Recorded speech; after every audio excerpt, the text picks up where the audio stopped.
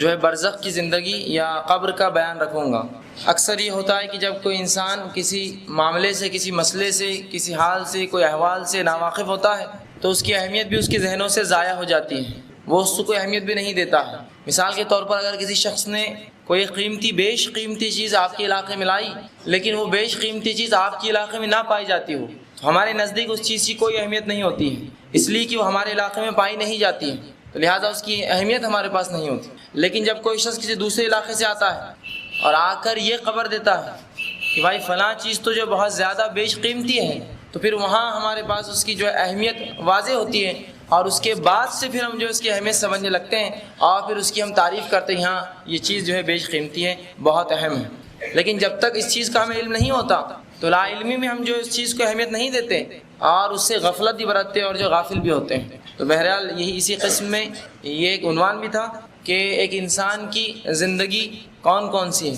عموماً یہ ہم سمجھتے ہیں کہ انسان دنیا میں جیا اور جینے کے بعد مر گیا، بس یہی اس کی زندگی ہے اور اس کے پاس کچھ نہ ہوگا، بلکہ جس چیز پر ہمارا عقیدہ، ہمارا ایمان ہے وہ یہ ہے کہ ایک انسان اس دنیا میں آیا ہے، ایک زندگی ہے، اس زندگی کے بعد اسے ایک موت ہے، اور اس موت کے بعد پھر ایک زندگی ہے، جس کو اللہ سبحانہ وتعالیٰ نے قرآن میں کہا 2 موت 2 زندگی، کہ تم پہلے مردہ تھے، کنتم امواتا فاحیاکم، اور تمہیں ہم نے زندہ کیا، ثم یمیتکم، اور جو اس کے بعد پھر تمہیں ماریں گے، ثم یحییکم، اور تمہیں پھر زندہ کریں گے، اور تمہیں لوٹ کر ہمارے ہی اور آنا ہے، ہماری طرف آنا ہے۔ تو اس آیت سے جو بات پتہ چلی وہ کیا ہے کہ ہمارے زندگی کے چند مرحلے ہیں۔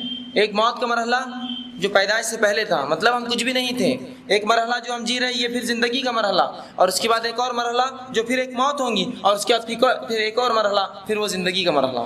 دنیا اقوام عالم جو ہوتی ہے، دنیا کی قومیں صرف ان 2-3 مرحلوں کو مانتی ہے، وہ کہتے ہیں ہم کچھ بھی نہیں تھے، پیدا ہوئے اور مر جائیں گے اور ختم، اس کے بعد کچھ نہ ہوگا۔ لیکن ہمارا ایمان اس سے آگے جاتا ہے، ہم مردہ تھے، ہم اللہ نے زندگی دی، اس زندگی کے بعد پھر ایک موت دیں گا، اس موت کے بعد پھر ایک زندگی ہوں گی جس میں حساب و کتاب ہوں گا اور جنت اور جہنم کے فیصلے ہوں گے۔ بہرحال اگر ہم زندگیوں کو تقسیم کریں تو 3 اسٹیجز میں ہم اس کو تقسیم کر سکتے ہیں۔ ایک وہ زندگی جو ہم دنیا میں گزار رہے ہیں، ایک وہ زندگی جو مرنے کے بعد ہم قیامت سے پہلے تک قبر میں گزاریں گے، جسے عالم برزخ کہتے ہیں یا برزخی زندگی کہتے ہیں، اور ایک وہ زندگی جو برزخ کے بعد آخرت والی زندگی ہوں گی۔ تو وہ زندگیوں کے مرحلے 3 ہیں، اور یاد رکھیے اسلام کا معاملہ عجیب ہے۔ اسلام میں ہر موت کے بعد ایک زندگی شروع ہو جاتی ہے، ہر موت ایک زندگی کو جنم دیتی ہے، کہ ہم مردہ تھے، زندگی کو جنم دیا، اس کے بعد پھر مریں گے، پھر ایک زندگی ہوں گی، ختم نہیں ہوں گے۔ تو ہر موت آپ دیکھ رہے ایک زندگی کو جنم دیتی ہے، ایک زندگی کو اس کے بعد لاتی ہے۔ تو اسی طرح ایک دنیا کی زندگی ہے، اگر زندگیوں کو بانٹیں ہم تو دنیا کی ایک زندگی ہے، اس کے بعد بیچ میں موت کا مرحلہ ہے، پھر برزخ کی ایک زندگی ہے، اس کے بعد پھر ایک اٹھنے کا مرحلہ ہے، پھر حیات ہے، اور اس کے بعد پھر ایک زندگی ہے جو آخرت کی ہے، چاہے پھر ہم وہ جنت میں چاہے جہنم میں، ہمارے اعمال کے حساب سے، اللہ کے رحم و کرم کے حساب سے ہم جہاں بھی جائیں گے اس کے حساب سے معاملات چلیں گے۔ تو زندگیوں کو اگر تقسیم کریں تو 3 حصوں میں تقسیم ہوتی ہے، دنیا کی زندگی، برزخ کی زندگی سے قبر کی زندگی کہتے ہیں عام زبان میں، اور تیسرا مرحلہ آخرت کی زندگی، موت کے بعد کی زندگی۔ تو آج جو مرحلے کی بات میں آپ کے سامنے رکھوں گا وہ اس زندگی کے تعلق سے ہوں گی جو اس دنیا کے بعد، اس دنیا کی زندگی کی بات شروع ہوتی ہے، جس سے ہم نے بہت زیادہ غفلت برت لی، جبکہ اللہ کی کتاب اور اس کے رسول صلی اللہ علیہ وسلم کی احادیث نے اس زندگی کے تعلق سے اتنا کچھ ہمیں بتایا کہ ایک شخص اگر اسی کو سمجھنے لگے اور اسی کو جان لے تو یاد رکھیے اس کی زندگی تبدیل ہو جائیں گی۔ رسول اللہ صلی اللہ علیہ وسلم کی زندگی کا واقعہ ہے، آپ اسی زندگی کی اہمیت بتاتے ہیں، اور ایک جگہ آپ صلی اللہ علیہ وسلم قبر کے پاس بیٹھے ہیں، اور قبر کے پاس بیٹھے بیٹھے آپ صلی اللہ علیہ وسلم جو ہے یہ الفاظ اپنے جو ہے زبان مبارک سے نکالتے ہیں، اور آپ یہ حدیث فرماتے رسول اللہ صلی اللہ علیہ وسلم قبر کے پاس بیٹھے تھے، قبر کھودی جا رہی تھی، اور آپ صلی اللہ علیہ وسلم رو رہے تھے اور مٹی نیچے کی تر ہو گئی تھی آپ کے آنسوں سے۔ اس کے بعد اللہ کے رسول صلی اللہ علیہ وسلم نے صحابہ سے کہا، ابن ماجہ نے اس کو روایت کیا، آپ نے فرمایا یا اخوانی لمثل هذا فاعدوا، کیا میرے بھائیوں اس جیسی جگہ یعنی قبر کے لیے تیاری کر لو۔ رسول اللہ صلی اللہ علیہ وسلم نے آغا کیا اس امت کو، اور اس مقام پر بیٹھ کر جب کہ ایک شخص کو دفنایا جا رہا تھا آپ صلی اللہ علیہ وسلم رو رہے تھے، اور اس کے بعد یہ کہا اے میرے بھائیوں اس جیسی زندگی سے، اس حالات سے ڈرو، اس قبر کے حالات سے خوف کھاؤ، اس لیے کہ اس کے بعد کی زندگی بہت زیادہ سخت ہے۔ حتیٰ کہ رسول اللہ صلی اللہ علیہ وسلم فرماتے ہیں قبر کے جو حالات ہیں وہ دنیا سے لے کے دجال مطلب دنیا کے ختم ہونے تک اس سے بھی زیادہ شدید قبر کے فتنے ہوں گے، حتیٰ کہ آپ نے فرمایا تم دجال سے جتنا نہیں آزمائے جاؤ گے اس سے زیادہ فتنے میں تم قبر میں ملوث کیے جاؤ گے۔ اور اسی لیے آپ صلی اللہ علیہ وسلم نے اس حدیث میں ڈرایا اور کہا اے میرے بھائیوں اس جیسی چیز سے ڈرو، اس جیسی چیز کے لیے تیاری کر لو۔ اور اسی لیے آپ صلی اللہ علیہ وسلم نے حدیث میں فرمایا کہ عقل مند کون ہے، صحابہ سے پوچھا تو صحابہ نے کہا اللہ اس کے رسول بہتر جانتے عقل مند کون ہے؟ تو آپ صلی اللہ علیہ وسلم کا عقل مند وہ ہے جو موت سے پہلے اس کی تیاری کر لے، اس لیے کہ جب موت آ جاتی ہے تو عقلیں تو سب کی ٹھکانے آ جاتی ہے جب، لیکن وہ عقل ٹھکانے آنا کوئی فائدہ نہیں دیتی ہے، جس کے تعلق سے اللہ سبحانہ سورہ مومنون سورہ نمبر 23 اس کی آیت نمبر جو ہے 99 اور 100 میں اللہ سبحانہ نے فرمایا، جو آیت میں نے آپ کے سامنے خطبے میں تلاوت کی، حتی اذا جاء احدهم الموت قال رب ارجعوا لعلی اعمل صالحا فیما ترکت۔ کتنی زبردست بات اللہ نے ہمیں اس دنیا میں قرآن کے ذریعے بتا دی، اگر اس ایک بات کو ہم نے سمجھ لیا تو ہماری زندگی بدلنے کے لیے کافی۔ اور یہ بات کب کی ہے؟ جب انسان کی روح نکالی جاتی ہے تب کی بات کہی جا رہی ہے، بڑی اہمیت رکھتی ہے بات اپنے آپ میں۔ موت کا مرحلہ ہے، ابھی پوری جان نہیں نکلی اس کی اور فرشتے آ گئے اور اس نے سب کچھ دیکھ لیا، اس کے بعد یہ الفاظ ادا کرتا ہے، اور دیکھتے وقت اللہ کے رسول اللہ سبحانہ تعالیٰ قرآن میں موت کے تعلق سے فرماتا ہے وجاء سکرۃ الموت بالحق، کہ موت کی سختیاں حق کو لے کر آ پہنچی، موت کی سختیاں حق کو لے کر آ پہنچی، مطلب ایک انسان موت کی حالت میں بہت سخت حالت ہے اور حق واضح ہے، فرشتے دیکھ چکا، اب جب فرشتوں کو دیکھ لیتا ہے اور موت اس کے قریب ہے، اب بچنے کا کوئی امید نہ رہی، تو تب جو ہے بندہ ایک ریکویسٹ، ایک التجا اپنے رب سے کرتا ہے۔ اس التجا کو اللہ سبحانہ تعالیٰ نے قرآن میں بیان کر دی تاکہ مومنین کم از کم وہ التجا نہ کرے، وہ نہ کرے، اس لیے کہ وہ قبول نہیں ہوتی وہ التجا، سمجھتے آپ؟ جب سزا جج دے دیتا ہے، سزا سنا دی جاتی ہے، اس کے بعد کوئی ریکویسٹ قبول نہیں کی جاتی، پھر پھانسی پہ چڑھا دیا جاتا یا باعزت بری کر دیا جاتا ہے۔ تو یہی وہی مرحلہ ہے کہ موت کی اللہ سبحانہ فرماتا ہے کہ موت کی سختیاں جو حقیقتوں کو لے کر آ پہنچی ہیں، اب انسان چلا اٹھتا ہے اور کیا کہتا ہے حتی اذا جاء احدهم الموت، اللہ فرماتا ہے جب ایک آدمی کے پاس اس کی موت قریب آ جاتی ہے، قال رب ارجعوا، وہ اللہ سے ریکویسٹ کرتا ہے، فرشتوں سے کہتا ہے اے فرشتوں مہلت کی اللہ سے درخواست کر، رب ارجعوا تھوڑی دیر مجھے چھوڑ دو، رجوع کرنے دو، پلٹنے دو مجھے، کس لیے؟ لعلی اعمل صالحا فیما ترکت، تاکہ وہ نیک اعمال کر کے آؤں جو زندگی میں چھوڑتا رہا۔ یہ ریکویسٹ ہر انسان کرتا ہے، معلوم ہوتا ہے ہر انسان جو گناہ گار، کافر، مشرک، بدعتی اور اسی طرح منافق رہا دنیا میں، یہ سب کرتے ہیں، مومن نہیں کرتا یہ بات، لیکن یہ سارے لوگ جو ہے اللہ کے فرشتوں کو وہ کہتے ہیں، التجا کرتے ہیں اور کہتے ہیں رب ارجعوا، قال رب ارجعوا، کہ تھوڑی سی مہلت دی جائے، کیوں؟ لعلی اعمل صالحا، تاکہ میں نیک کام کر لوں، فیما ترکتو، جو چھوڑ کر آیا تھا۔ تو سمجھ گئی بات اس آیت کیا سکھا رہی ہے ہم کو؟ یہ ہر گناہ گار انسان، مشرک اور کافر اور منافق یہی التجا کریں گا، اے اللہ تھوڑا موقع دیا جائے، کس کام کے لیے؟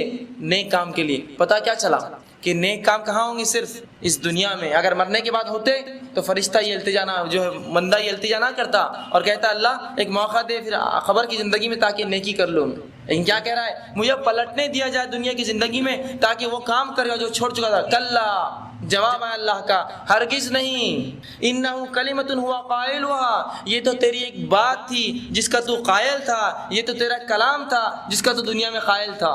کتنا زبردست خاکہ کھینچا انسانی فطرت کا اللہ نے۔ نیکی کر لو اگلے جمعے سے، موقع دیا جائے، ہے نا، وہی بات تو اللہ کیا کہہ رہا ہے، یہ تو تیری ایک بات تھی دنیا میں، یہی کہتا تھا تو، اگلا رمضان، اگلا مہینہ، اگلا دن، اگلی نماز، اگلے ہفتے سے اور فلاں اور فلاں، تو اللہ کہیں گا یہ تو ایک بات ہے نیکی کے تعلق سے، جب بھی دنیا میں تجھے کہا گیا تو یہی کہتا تھا ایک موقع دیا جائے اور ایک موقع، اگلی بار سے نہیں اگلی بار اور موقع دیا جائے۔ تو اللہ کلا انہ کلمۃ ہوا قائلها، ہرگز نہیں ہوں گا، یہ تو تیری ایک بات ہے جو تو ہمیشہ بولتا ہے، اس سے قائل ہو چکا تو۔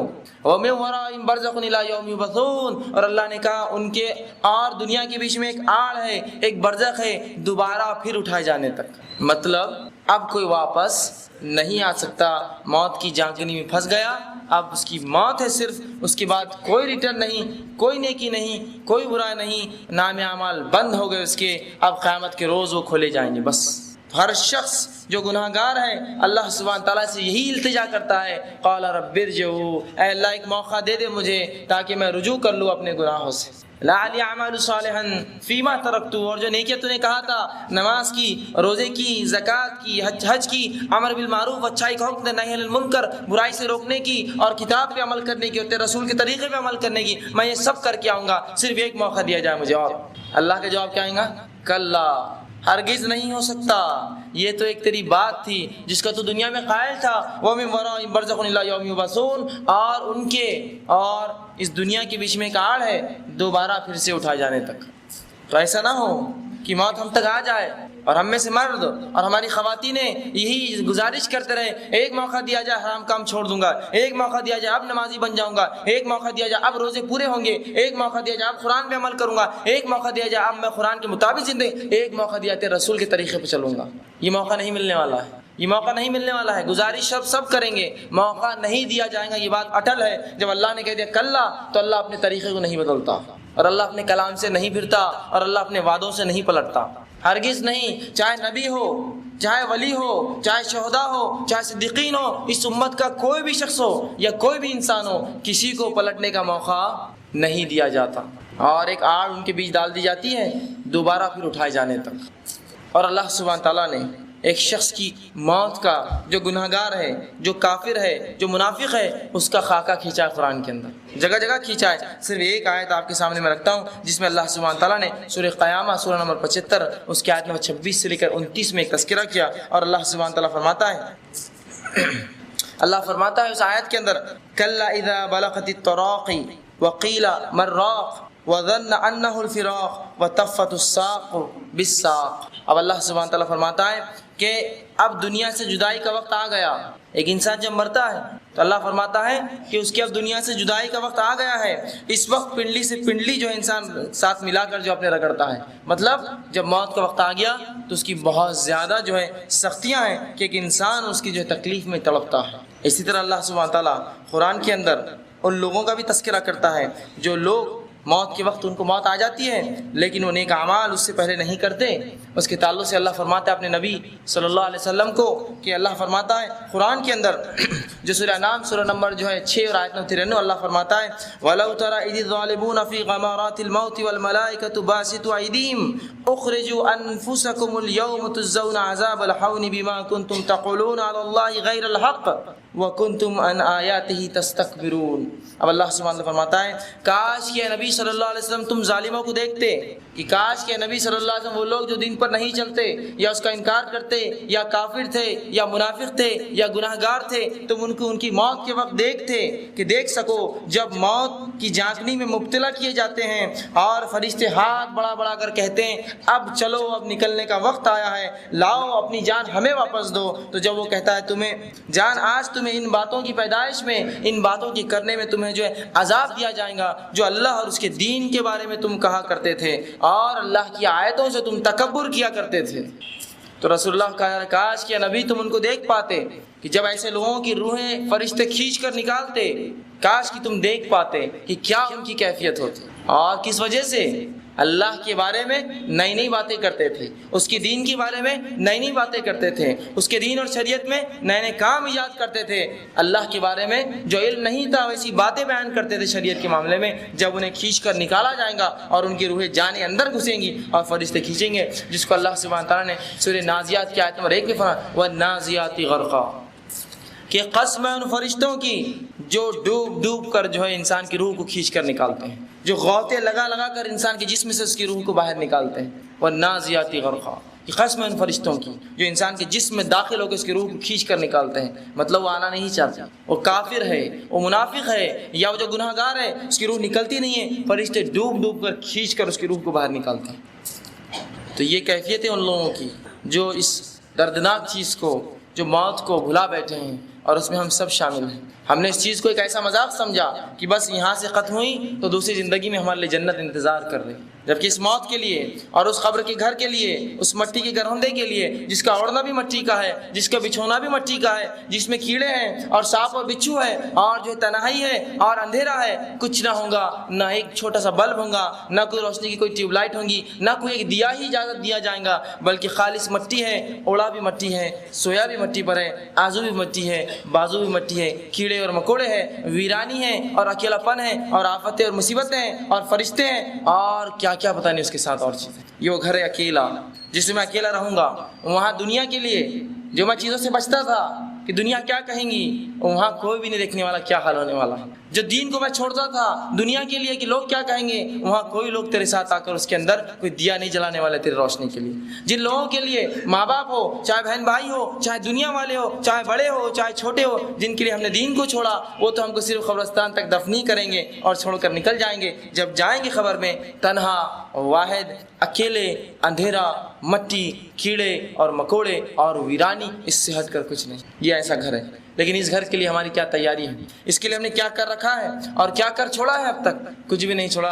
رسول اللہ صلی اللہ علیہ وسلم کہے کے مطابق ہم سب بیوقوف ہوئے، کہ تو عقل مند تو وہ ہے جو اس سے پہلے اس کی تیاری کر لے، اس میں جانے سے پہلے اس کا سامان باندھ لے۔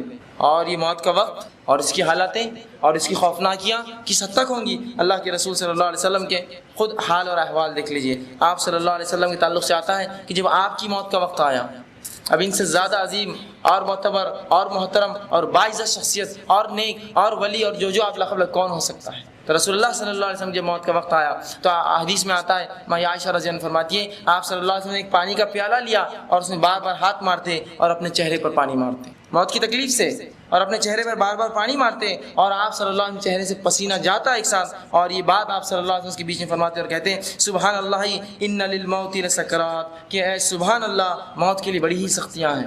اگر اللہ کے رسول صلی اللہ علیہ وسلم یہ قول کہتے ہیں کہ موت کے لیے بڑی سختیاں ہیں، تو میں نہیں سمجھتا ہوں کوئی شخصیت دنیا کی ایسی ہے جو کہے موت میرے لیے آسان ہے، موت میرے لیے آسان ہے۔ تو اللہ کے رسول صلی اللہ علیہ وسلم بار بار پانی لیتے، اپنے چہرے پر پانی مارتے اور یہ الفاظ ادا کر جاتے ہیں سبحان اللہ ان للموت لسکرات، کہ سبحان اللہ، اللہ پاک ہے، موت کے لیے بہت زیادہ سختیاں ہیں، یہ بہت زیادہ سخت چیز ہے۔ اسی طرح آپ صلی اللہ علیہ وسلم پر جب موت آئی تو ماں عائشہ رضی اللہ عنہا فرماتی اس کے بعد کسی کی موت سن کر یا کسی کی موت دیکھ کر مجھے کبھی غم نہ ہوا، کہ رسول کی موت جب میں نے دیکھی اور جو سختیاں اور جو تکلیفیں دیکھی، اس کے بعد کسی کی موت پر مجھے کبھی زندگی میں غم نہ ہوا۔ غم سے مراد وہ تکلیف نہ ہوئی جو رسول کی ایک بار دیکھنے سے میری تکلیف ختم ہو گئی وہ چیز۔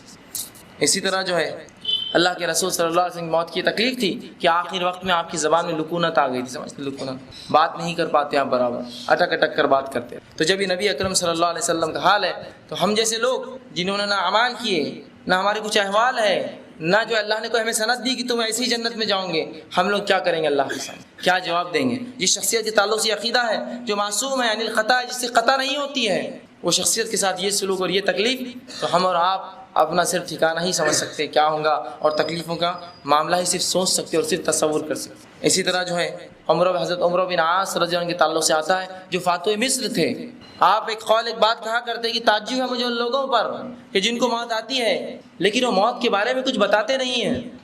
جب ان کی موت کا وقت آیا اور بہت زیادہ بیمار ہوئے، موت کا وقت قریب تھا، عبداللہ ابن عباس رضی اللہ عنہ پہنچ کر کہا اے عمرو، تم یہی تو کہا کرتے تھے کہ ان لوگوں پہ تعجب ہے کہ موت کا وقت آتا ہے اور وہ کہتے نہیں موت کیسی ہے، کیا حال ہے ان کے ساتھ؟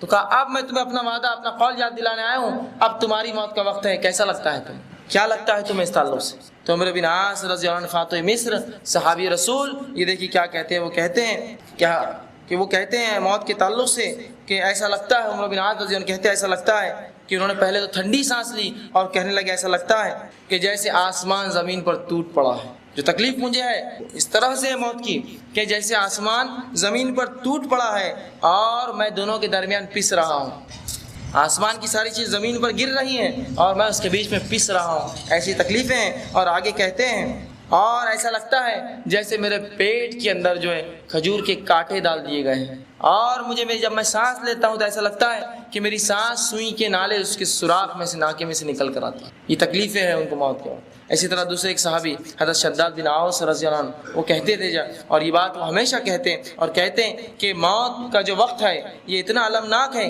کہ دنیا اور آخرت کی تمام ہولناکیوں میں سب سے سخت مرحلہ یہ موت کا مرحلہ ہے۔ دنیا اور آخرت کی ہولناکیوں میں سب سے خطرناک مرحلہ یہ مرحلہ ہے جب انسان کو ایک موت آتی ہے اس کی۔ اور پھر وہ آگے کہتے ہیں اور فرماتے ہیں کہ یہ آرو کے چیرنے سے زیادہ سخت ہے، اس کی تکلیف ایسی ہے جیسے کہ آدمی کو آروں سے چیرا جا رہا ہے۔ اور پھر آگے کہتے ہیں کہ یہ کینچیوں کے کاٹنے سے زیادہ سخت ہے کہ ایک انسان زندہ اور کینچی سے اس کا جسم کاٹا جائے اتنی تکلیف اسے نہیں ہوگی جتنی تکلیف موت اپنے ساتھ لاتی ہے۔ اور پھر کہتے ہیں یہ ہڈیوں کے ابالنے سے زیادہ سخت ہے کہ اگر کسی زندہ انسان کی ہڈیاں ابال دی جائے، پانی میں ڈال دیا جائے یا تیل میں، اتنی تکلیف نہیں ہوگی جتنی تکلیف اس موت کے وقت ہوتی ہے۔ اور وہ کہتے تکلیف، اور اگر مردہ زندہ ہو کر انسانوں کو بتا دے کہ میرے ساتھ کیا سلوک ہوتا ہے تو وہ فرماتے ہیں کہ کوئی دنیا میں انسان چین کی نیند نہیں سو سکتا، دنیا کو انسان چین کی نہیں سو سکتا اگر اس کو تکلیف جو موت کے وقت ہوتی ہے اگر کوئی اسے بتا دے. تو یہ ہے وہ موت اور یہ ہے اس کے حالات. اب مردے کے ساتھ کیا ہوتا ہے موت کے بعد، بہرحال یہ ہم نہیں جان سکتے، اس لیے کہ کوئی شخص اٹھ کر یہ کہہ نہیں سکتا کہ اس کے ساتھ کیا ہوا، صحیح کیا ہوا کوئی بھی نہیں بتا سکتا. بہرحال جو قرآن نے اور جو رسول اللہ صلی اللہ علیہ وسلم کی احادیث نے ہمیں بتایا ہے، چند باتیں کچھ بیورا آپ کے سامنے رکھنے کی کوشش کرتا ہوں. یقیناً یہ صحیح بتانا تو یہ میرے لیے اور کسی کے لیے بھی ناممکن ہے، لیکن جو اللہ کی کتاب اس کے رسول نے جو چند باتیں بتائی وہ باتیں میں آپ کے سامنے آج رکھنے کی کوشش کروں گا کہ صحیح کیا ہوتا ہے جب ایک انسان مرتا ہے، موت آتی ہے، اور قرآن حدیث تعلق سے کیا کہتے ہیں. رسول اللہ صلی اللہ علیہ وسلم نے ایک مومن اور ایک کافر کی موت کے تذکرے الگ الگ کیے، ان کے دونوں کے الگ الگ احوال بتائے کہ موت کے وقت کافروں کے کیا احوال ہوں گے اور مومنوں کے کیا احوال ہوں گے. بہرحال بہت زیادہ کثرت سے حدیثیں آتی ہیں، میں مختصر سی احادیث کو 2 حصوں میں تقسیم کر کے اس کا مفہوم رکھنے کی آپ کے سامنے کوشش کروں کہ نیکوکاروں کے ساتھ کیا ہوتا ہے اور بدکاروں کے ساتھ موت سے لے کر بعد میں برزخ کی زندگی میں کیا ہوتا ہے. آئیے پہلے دیکھیے نیکوکاروں کے ساتھ کیا ہوتا ہے. اللہ کے رسول صلی اللہ علیہ وسلم حدیث کا مفہوم رکھ رہا ہوں، الگ الگ حدیث کا مجموعہ ہے، بعد میں جو حوالے دیکھنا چاہے مجھ سے دیکھ سکتا ہے. تو اللہ کے رسول صلی اللہ علیہ وسلم فرماتے ہیں کہ جب ایک انسان جو نیک ہوتا ہے اور اس کی موت کے لیے فرشتے اس کے پاس آتے ہیں تو سب سے پہلے آتے ہی فرشتے اس کو سلام کرتے ہیں. جب نیک لوگوں کے پاس فرشتے آتے ہیں تو خوبصورت شکلوں میں آتے ہیں اور سلام کرتے ہیں اور اسے خوشخبریاں سناتے ہیں کہ اس کے لیے کیا اس کے رب نے رکھا ہے. جیسے ہی وہ آدمی جب فرشتوں کو دیکھتا ہے اور اسے اچھے کلام کرتے اچھی بات کرتے ہیں اور رسول اللہ فرماتے ہیں ایک خوشبودار اس کے لیے لباس جس کی خوشبو مجھ سے بھی بہت زیادہ ہوتی ہے، وہ کفن اس کے لیے وہ لے کر آتے ہیں اور اس کو سلام کرتے ہیں اور اسے اچھے ناموں سے، دنیا میں جن ناموں سے پکارا جاتا وہ ناموں سے اسے پکارتے ہیں اور اسے جو خوشخبریاں دیتے ہیں. جیسے ہی یہ بات رسول اللہ صلی اللہ علیہ وسلم فرماتے ہیں مردہ سنتا ہے، وہ کہتا ہے مجھے فوراً لے کے چلو جسم سے. وہ اپنے حالات سمجھ جاتا ہے کہ میرے لیے تو بہت کچھ رکھا ہے. وہ کہتا ہے کہ مجھے جلدی سے نکالو اور مجھے لے کر چلو. فرشتے اس کی روح کو بآسانی نکالتے ہیں، حتیٰ کہ رسول اللہ فرماتے ہیں جیسے مشک سے پانی نکلتا ہے کھولتے ہی اس طرح سے اس کی روح نکال لی جاتی ہے نیک آدمی کی اور اس کو کفنایا جاتا ہے خوبصورت کفن کے اندر. فرشتے جو کفن لاتے ہیں اور اسے لے کر آسمانوں کی طرف جایا جاتا ہے. اور پہلے آسمان پر رسول اللہ جب اس کی روح پہنچتی ہے اس سے پہلے فرشتے اس کی خوشبو سونگھ لیتے ہیں اور آپس میں کہتے ہیں کوئی نیک شخصیت آ رہی ہے آج، کوئی نیک انسان آ رہا ہے آج اوپر. اور رسول اللہ فرماتے جب آتے ہیں تو فرشتے اس کو سلام کرتے اور کہتے ہیں اے پاک روح آؤ، خوش آمدید ہے، استقبال ہے تمہارے، اللہ کی رحمت ہے تمہارے لیے، آؤ. اور اسے لیا جاتا ہے اور فرشتے اس کے ساتھ پہلے آسمان سے دوسرے آسمان تک چھوڑنے کے لیے آتے ہیں اور اسے مبارک باتیں دیتے ہیں اور اسے اچھے ناموں سے پکارے جاتے ہیں جن ناموں سے دنیا میں پکارا جاتا ہے، اچھے ناموں سے، اچھے القاب، فلاں بن فلاں، فلاں بن فلاں، اچھے نام. اور اس کے بعد اس شخص کی روح اوپر لے جائی جاتی ہے. پھر اللہ سبحانہ تعالیٰ حکم ہوتا ہے اس کا نام علیین میں لکھ دو، نیکوکاروں کے رجسٹر میں، نیکوکاروں کی لسٹ میں اس کا نام ڈال دو یا نیک لوگوں کے حصے میں اس کا بھی حصہ دے دو. علیین میں اس کا نام لکھ دیا جاتا ہے. اللہ حکم دیتا ہے اسے واپس بھیج دو، اس لیے کہ میں نے اسے اسی سے پیدا کیا تھا اور میں واپس اس کو اسی سے اٹھاؤں گا، مطلب مٹی سے، اور اس پاک روح کو لا کر واپس قبر میں ڈال دیا جاتا ہے، اس کی روح کو واپس چھوڑ دیا جاتا ہے. اور آپ صلی اللہ علیہ وسلم فرماتے ہیں جب اس کی روح چھوڑ دی جاتی ہے قبر کے اندر تو پھر وہ مرحلہ آتا ہے جو سب سے خوفناک اور ہولناک مرحلہ ہے کہ منکر و نکیر 2 فرشتے جو آ کر بات چیت کرتے ہیں انسان سے، وہ 2 فرشتے داخل ہوتے ہیں اور اللہ کے رسول صلی اللہ علیہ وسلم فرماتے ہیں بہت زیادہ سخت انداز سے وہ داخل ہوتے ہیں اور بہت گدردار ان کی جو آواز ہوتی ہے اور وہ ان کے احوال رسول اللہ احوال ایسے بتاتے ہیں کہ بہت زیادہ سیاہ ان کا چہرہ ہوگا اور بڑی بڑی لال آنکھیں اور ان کے دانت جو کہ بیلوں کے سینگوں سے بڑے ہوں گے، وہ رسول اللہ فرماتے ہیں زمین کو چیرتے ہوئے کھاتے ہوئے خبر پھاڑ کر بیچ میں آئیں گے. تو ایک تو ایسی مخلوق جس کو ہمیں کبھی نہ دیکھا ہو، نہ کبھی سمجھا ہو، کبھی جانا ہو، اور وہ بھی اتنی ڈراؤنی، اور رسول اللہ ان کی آواز بجلی کی کڑک سے زیادہ تیز ہوگی، ہے نا. چھوٹی موٹی بجلی کڑک جاتی ہے تو مرد اور خواتین سب کا معاملہ اکھڑ جاتا ہے کہ پتہ نہیں بجلی شاید مجھ پر ہی گری ہو، اس قسم کے حالات ہو جاتے ہیں. وہاں خبر میں انداز لگائیے منکر و نکیر جو بجلی کی طرح چلاتے ہیں اور ان کی آنکھیں گائے کی جیسی بڑی بڑی لال آنکھیں ہیں اور گائے کی سینگ کے برابر ان کے دانت ہے اور انتہائی بدصورت اور کالے ہیں، زمین کو چیرتے ہوئے دونوں آتے ہیں قبر کو پھاڑ کر اور انسان کے سامنے آتے ہیں اور اسے اٹھا کر بٹھا دیتے ہیں، قبر سے اٹھا کر بٹھا دیتے ہیں اور اسے سوال کرتے ہیں من رب کا، تیرا رب کون ہے؟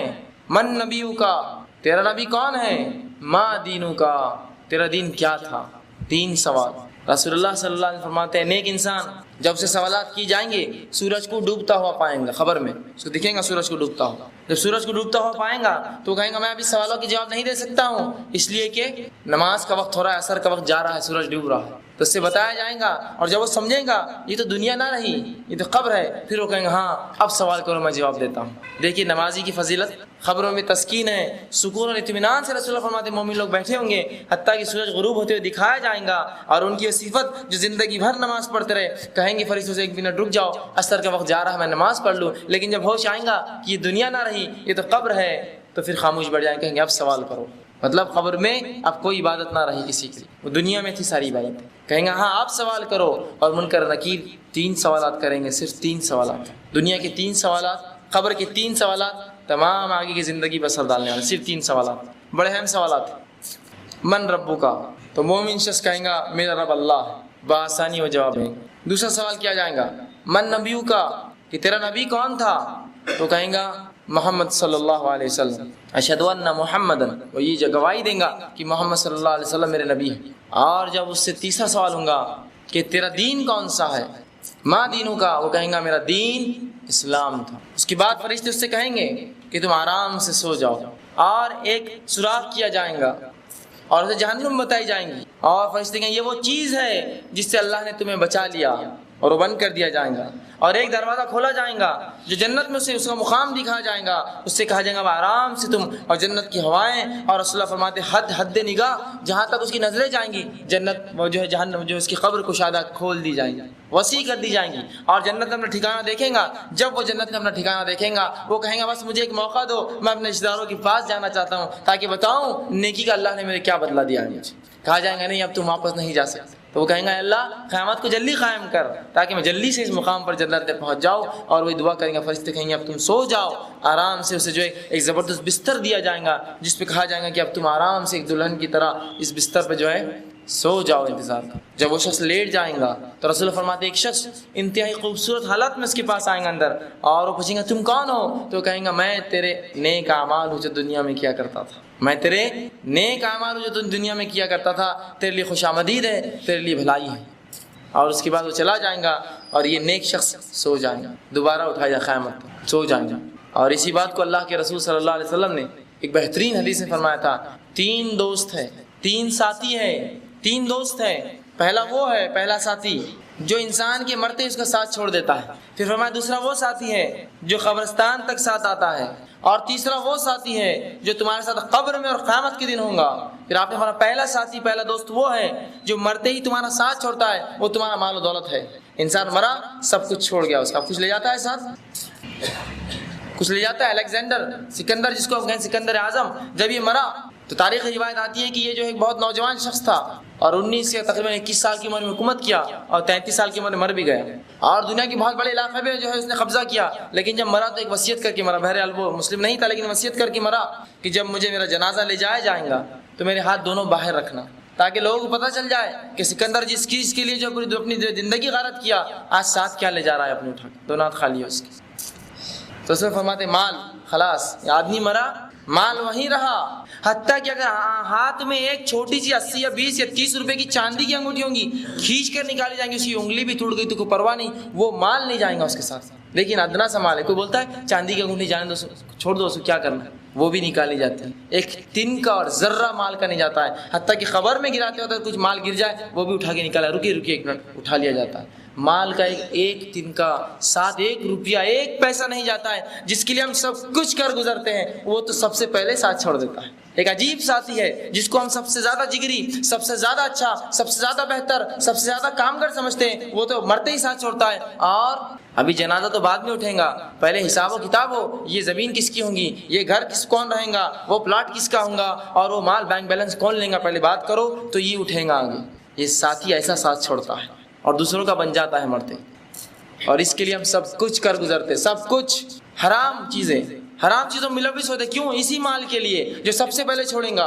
اور بنگلے اور گاڑیاں اور دولت اور شہرت اور مال، اس کے لیے رشوت کھاتا ہے، حرام اور حلال میں تمیز نہیں کرتا ہے، اور سود خوری اور سب گناہ کرتا ہے. کس کے لیے؟ اس ساتھی کے لیے جو سب سے پہلے ساتھ چھوڑنے والا ہے، سب سے پہلے. پھر آپ صلی اللہ علیہ وسلم فرماتے دوسرا ساتھی کون ہے؟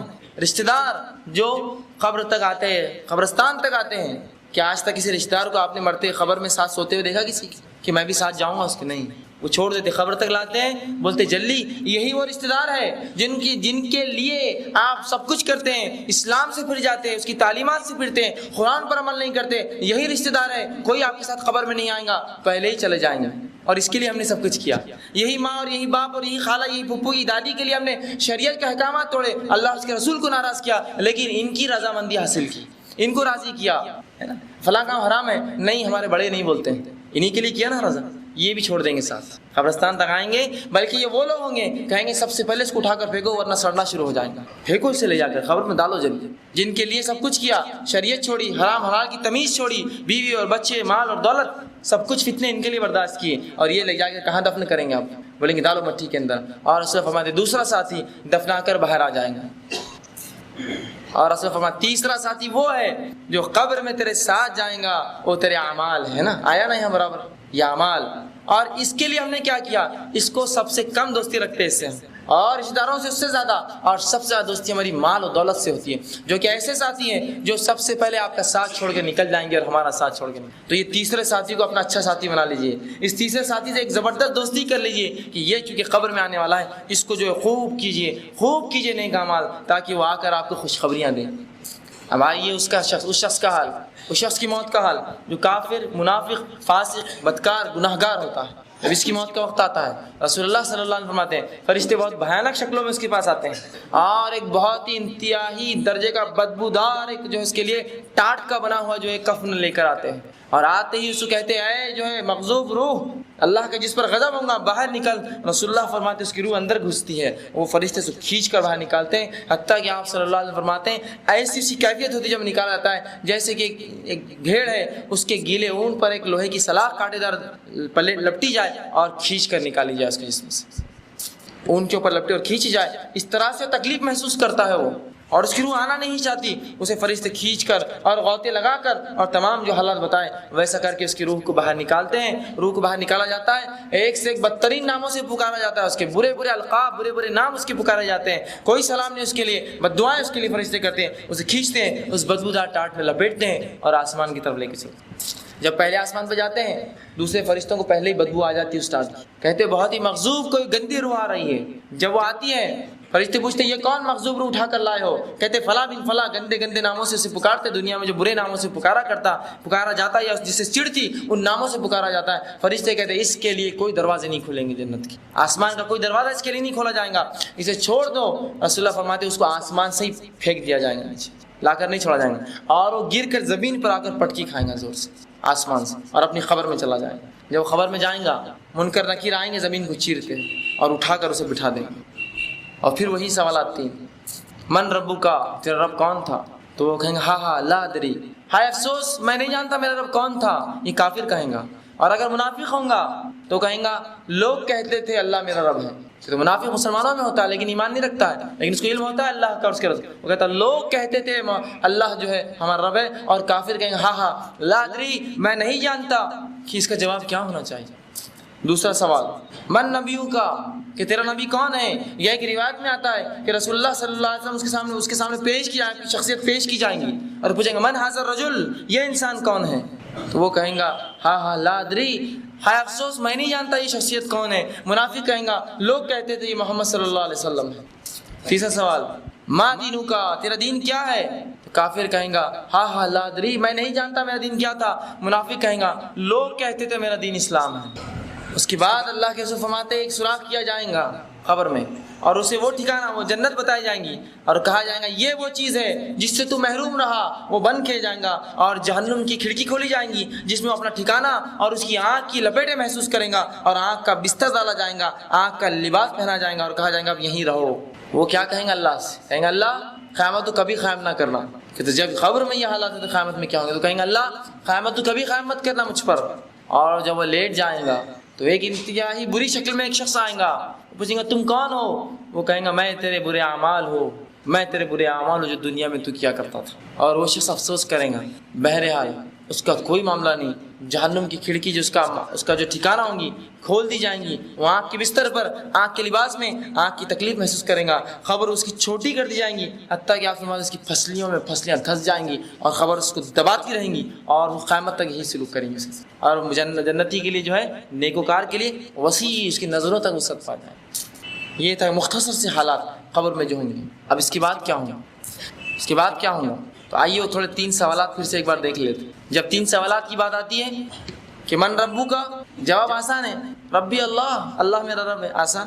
من نبیو کا، تیرا نبی کون ہے، بہت آسان، نبی محمد صلی اللہ علیہ وسلم. نبی نا محمد صلی اللہ، میرے نبی محمد صلی اللہ علیہ وسلم تھے. اور ماں دینوں کا، تیرا دین کیا ہے، میرا دین اسلام تھا. آپ کہیں گے صرف 1 لفظ 2 لفظ 3 لفظ، یہ تو میں بالکل بآسانی دے سکتا ہوں 3 لفظ. کیا مشکل ہے دنیا میں؟ کیا آسان نہیں ہے بولنا اللہ محمد اور دین اسلام؟ کیا مشکل ہے 3 لفظ؟ لیکن یہ ایسا آسان نہ ہوگا جتنا ہم سوچ رہے ہیں. ایسا آسان نہ ہوگا. اندازہ لگائیے قبر کی تاریکی، اس کا اندھیرا، اس کا اکیلا پن، اس میں فرشتے جو اتنی خطرناک مخلوق داخل ہوں گی، اس میں وہ فرشتے بھی ہوں گے جو گزے لے کر اور سزا کے اور جزا کے، اچھائی اور برائی دونوں کے فرشتے کھڑے ہوں گے. برا ہوں گا تو اس کو جو ہے سزا دی جائے، اچھا ہوں گا تو جنت کے اس کو حوالے بتائیں. دونوں چیزیں، ساری چیزیں دیکھ کر ہمارے تو منہ بند ہو جائیں گے. عائشہ رضی اللہ عنہا کہتی ہے اللہ کے رسول جب کوئی فرشتہ گز لے کر سر پہ کھڑا ہوگا خبر میں تو ہم تو مٹی کے بت بن جائیں گے. کیسے جواب دے پائیں گے؟ کیا کہیں گے؟ اپنے منہ سے نکلیں گے نہیں الفاظ. تو کہا اس وقت تمہیں ثابت قدم کلمہ توحید لا الہ الا اللہ تمہیں ثابت قدم رکھیں گے خبر کے اندر، وہ تمہیں آسانی کریں گا جواب دینے میں. اور کئی صحابہ سے معاملات ہیں کہ انہوں نے کہا اللہ کے رسول ایک خطرناک مخلوق، قبر کی اکیلا پن اور اس میں یہ سوالات، ہم کیا کریں، کیسے جواب دیں گے؟ تو اللہ کے رسول صلی اللہ علیہ وسلم فرماتے ہیں اللہ تمہاری مدد کرے گا اور وہ کلمہ طیبہ ہوگا جو تمہیں آسانی کریں گا. اندازہ لگائی قبر کے حالات اور اس پر سوال من ربکا، تیرا رب کون ہے؟ اس کا جواب وہی دے پائیں گا، اسی شخص کی زبان اس پر کھلیں گی جو زندگی بھر واقعتاً اللہ کو رب مانتا رہا، وہی کہیں گا اللہ میرا رب ہے. ورنہ جو دنیا میں اللہ کو چھوڑ کر ان کو اور ان کو اور قطب اور ابدال اور پیر اور فقیر مرشد کو پکاریں گا، قبر میں بھی اس کے منہ سے اللہ نہیں نکلیں گا. وہ کہیں گا ہاں ہاں لا ادری، مجھے نہیں پتا کہ میرا رب کون ہے، یا کہیں گا لوگ کہتے تھے اللہ میرا رب ہے. دنیا میں اس کو مشکل کشائی کے لیے، حاجت روائی کے لیے، شفا کے لیے، اولاد کے لیے، بیماری کے لیے، جس بھی کام کے لیے وہ پکارتا تھا، اگر وہ اللہ نہ ہوا تو اس کے منہ سے ربی اللہ، اللہ میرا رب نہیں نکلیں گا، نہیں نکل سکتا اس کے منہ سے الفاظ. تو اس کو سوالات کو آسان مت سمجھیے 1 2 3 اور ختم، میں تو آسانی سے دے دوں گا. نہیں، جس نے اپنی زندگی واقعی میں اللہ پر ایمان رکھ کے گزاری، چاہے مرد تھا چاہے عورت تھا، چاہے کسی علاقے کسی ملک کسی رنگ کا تھا، اگر اس نے اللہ پر ایمان واقعی میں رکھا زندگی بھر، اس کے منہ سے الفاظ نکلیں گے میرا رب اللہ ہے. دوسرا سوال من نبیو کا، تیرا نبی کون ہے؟ وہ کہیں گا میرے نبی محمد صلی اللہ علیہ وسلم، میرے نبی محمد صلی اللہ علیہ وسلم. کیا آپ کو لگ رہا ہے اتنا آسان ہے بولنا محمد صلی اللہ علیہ وسلم میرے نبی ہے؟ یہ الفاظ صرف اس شخص کے منہ سے نکلیں گے جو واقع میں ساری تمام زندگی رسول اللہ صلی اللہ علیہ وسلم کے طریقے پر جیا ہو.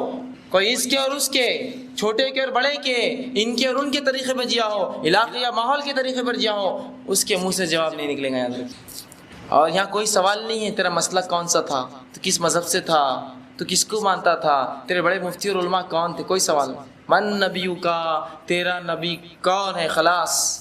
اور اس کے منہ سے یہ الفاظ نہیں کہ میرے نبی محمد صلی اللہ علیہ وسلم ہے جو تمام زندگی آپ کے طریقے پر چلا ہو، اس کا اٹھنا اور اس کا بیٹھنا، اس کا چلنا اور اس کا پھرنا، اس کا کھانا اور اس کا پینا، اس کی پیدائش اور اس کی شادی، اس کا نکاح اور اس کی موت اس پر ہوئی ہو کہ محمد صلی اللہ علیہ وسلم کے طریقے پہ چلا ہو. وہی کہہ سکیں گا اللہ کے رسول محمد صلی اللہ علیہ وسلم میرے نبی ہے. ورنہ منہ نہیں کھلیں گا، ان کے اور ان کے نام لیں گا یا ہاں ہاں لا ادری، ہائے افسوس میں نہیں جانتا میرا نبی کون ہے. آسان مت سمجھیے کہ رسول کے طریقے چھوڑ کر زندگی کسی اور کے طریقے پہ گزارے. اور اس حد تک ہم نے معاملہ بگاڑ لیا ہے کہ آج اپنا نام مسلمان بھی نہیں کہتے. ہم آپ کون ہیں تو میں فلاں ہوں، وہ نام سے آپ کون ہیں تو میں فلاں ہوں، مسلمان بھی نہیں کہتے ہیں. بلکہ اگر مسلمان ہیں تو بولتے ہیں مسلمان میں کون ہے آپ، اور پوچھ لے کہ ہم تو مسلمان ہیں، مسلمان میں کون ہے آپ. کہ اس سے ہٹ کر کوئی سوال ہونے والا ہے مجھ سے کہ میں کون ہوں، کس اس سے تعلق رکھتا؟ سوال تو 3 ہی ہے کہ من نبیوں کا. دوسرا سوال تو یاد رکھیے جو رسول اللہ صلی اللہ علیہ وسلم کے طریقے پر تمام زندگی چلا، جس کی پیدائش، جس کے نکاح، جن کی موتیں اس طریقے پر ہوئی، جن کا سونا اور جن کا جاگنا، جن کا کھانا اور جن کا پینا، جن کا چلنا اور اٹھنا اور بیٹھنا محمد صلی اللہ علیہ وسلم کے طریقے پر رہا، وہی جواب دیں گا. ورنہ منہ بند اس کا، اس کے منہ سے الفاظ نہیں. اور تیسرا سوال ما دینوں کا، تیرا دین کیا ہے؟ مومن کہیں گا میرا دین اسلام ہے۔ اور دین کیا ہوتا ہے؟ دین زندگی جینے کے طریقے کو کہتے ہیں دین۔ دین زندگی جینے کا طریقہ ہے، جس طریقے پر ہم جیے وہ ہمارا دین ہوا۔ اب اگر ہم یہودیوں کے طریقے پر جیے اور نصرانی اور عیسائیوں کے اور ہندو اور بدھوں کے طریقے پر جیے، دنیا میں اسلام کیا تھا ہمیں علم ہی نہیں تھا، نہ اس کو شریعت مانا، نہ اس کی کتاب پڑھی اللہ کی، نہ اس نے کیا احکامات دیے، نہ اس کے حلال کو حلال جانا، نہ اس کے حرام کو حرام جانا، نہ اس کی بتائی ہوئی چیزوں پر عمل کیا، تو کیا دین کہہ سکیں گے ہم؟ دین دیکھیے، یاد رکھیے، دین وہ چیز ہے جس طریقے پہ ہم دنیا میں زندگی بسر کرتے ہیں۔ اگر وہ اسلام نہ تھا تو منہ سے اسلام نہیں نکلیں گا، اور اگر اسلام تھا تو منہ سے نکلیں گا میرا دین اسلام ہے۔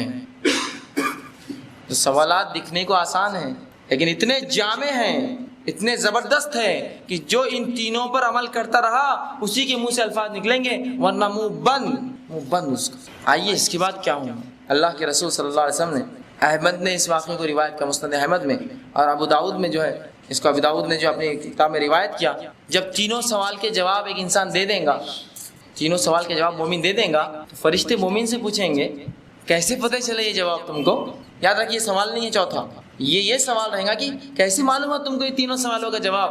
فرشتے پوچھیں گے اس سے تمہیں کیسے پتہ چلا کہ یہ جو ہے اللہ تمہارا رب ہے، محمد صلی اللہ علیہ وسلم تمہارا دین ہے، محمد صلی اللہ علیہ وسلم تمہارا نبی اور اسلام تمہارا دین ہے؟ تو وہ جواب دیں گا کون؟ مومن، اور کہیں گا قرأت کتاب اللہ آمنت بہ وتصدق، کہ میں ایمان لایا تھا یا میں نے پڑھی اللہ کی کتاب، قرأت کتاب اللہ، میں نے اللہ کی کتاب پڑھی ہے، آمنت بہ، ایمان لایا تھا اس پر، اور میں نے اس کی تصدیق بھی کی تھی کہ یہاں حق ہے۔ کیا کہیں گا مومن؟ میں نے کیا، کیسے مجھے جوابات کیسے ملے مجھے یہ تینوں سوال کے جوابات؟ پہلا کتاب پڑھا میں نے اللہ کی تو پتہ چلا ان تینوں سوالوں کے جواب کہاں ہیں؟ کہاں ان تینوں سوالوں کے جواب چھپے ہوئے؟ قرآن میں۔ اب اندازہ لگائیے جس کو قرآن پڑھنا ہی نہیں آتا، واللہ اب کیا جواب دیں گا اپنے رب کو کہ اللہ وہ کلام جو تیرا آیا تھا مجھے تو وقت ہی نصیب نہ ہوا کہ میں کبھی پڑھ سکا اس کو آج تک، اور مجھے یہ اور وہ ایسی ویسی دنیا کی کتابوں نے ہی لگا رکھا اپنے پیچھے، میں تو کبھی نہ پڑھ سکا تیری کتاب۔ تو کیا بچ پائیں گا وہ شخص؟ اسی کے تعلق سے اس کی اگلی نشست جو ہے یہی درس قرآن کی اہمیت، قرآن کیا ہے، اس کی اہمیت کیا ہے۔ تو مومن کیا کہیں گا؟ قرأت کتاب اللہ، میں نے اللہ کی کتاب پڑھی تھی، ایمان لایا تھا، تصدیق کی تھی۔ تو اب انداز لگا لیا، اپنے ایمان کا سب جائزہ لے لے کہ اللہ کی کتاب میں پڑھ سکتا ہوں، اگر نہیں تو کل ہی سے سیکھنا شروع کیجئے، ورنہ موت آ جائیں گی تو جواب دینا پڑے گا مجھے تو معلوم ہی نہیں تھا اللہ کی کتاب کیا ہے، نہ مجھے سوالات کے جوابات ہیں۔ اور جب میں پڑھنے کے بارے میں کہہ رہا ہوں نا تو یہ صرف دیکھ کر پڑھنا نہیں ہے اس میں کافی، یہ بھی ایک عبادت ہے، لیکن اس کو سمجھنا کہ وہ کیا تقاضے اس کے۔ اور آج اللہ کی کتاب سے لوگوں کو ایسا دور رکھا جاتا ہے، حتیٰ کہ یہ قول بھی ذلیل لوگ اپنے منہ سے کیسے نکالتے ہیں کہ قرآن پڑھنے سے گمراہ ہو جاؤں گا۔ بدترین قول، گمراہ کن قول ایک دم اپنے منہ سے، اللہ کی کتاب اپنے بندوں کے لیے، اور تم یہ کہتے ہو کہ یہ گمراہ کرتی ہے، تم علماء حق میں سے نہیں، علماء سے سو میں سے ہو، تم اس امت کے بگڑے ہوئے علماء کہ اللہ کی کتاب کے تعلق سے عقیدہ یہ گمراہ کرتی ہے۔ اگر یہ کتاب گمراہ کرتی ہے تو مجھے بتائیے دنیا میں مجھے ہدایت کون دیں گا اب؟ کہ تو اللہ کی کتاب تو گمراہ کر دے رہی ہے مجھے، کہاں جاؤں؟ کیا میرا سہارا باقی ہے؟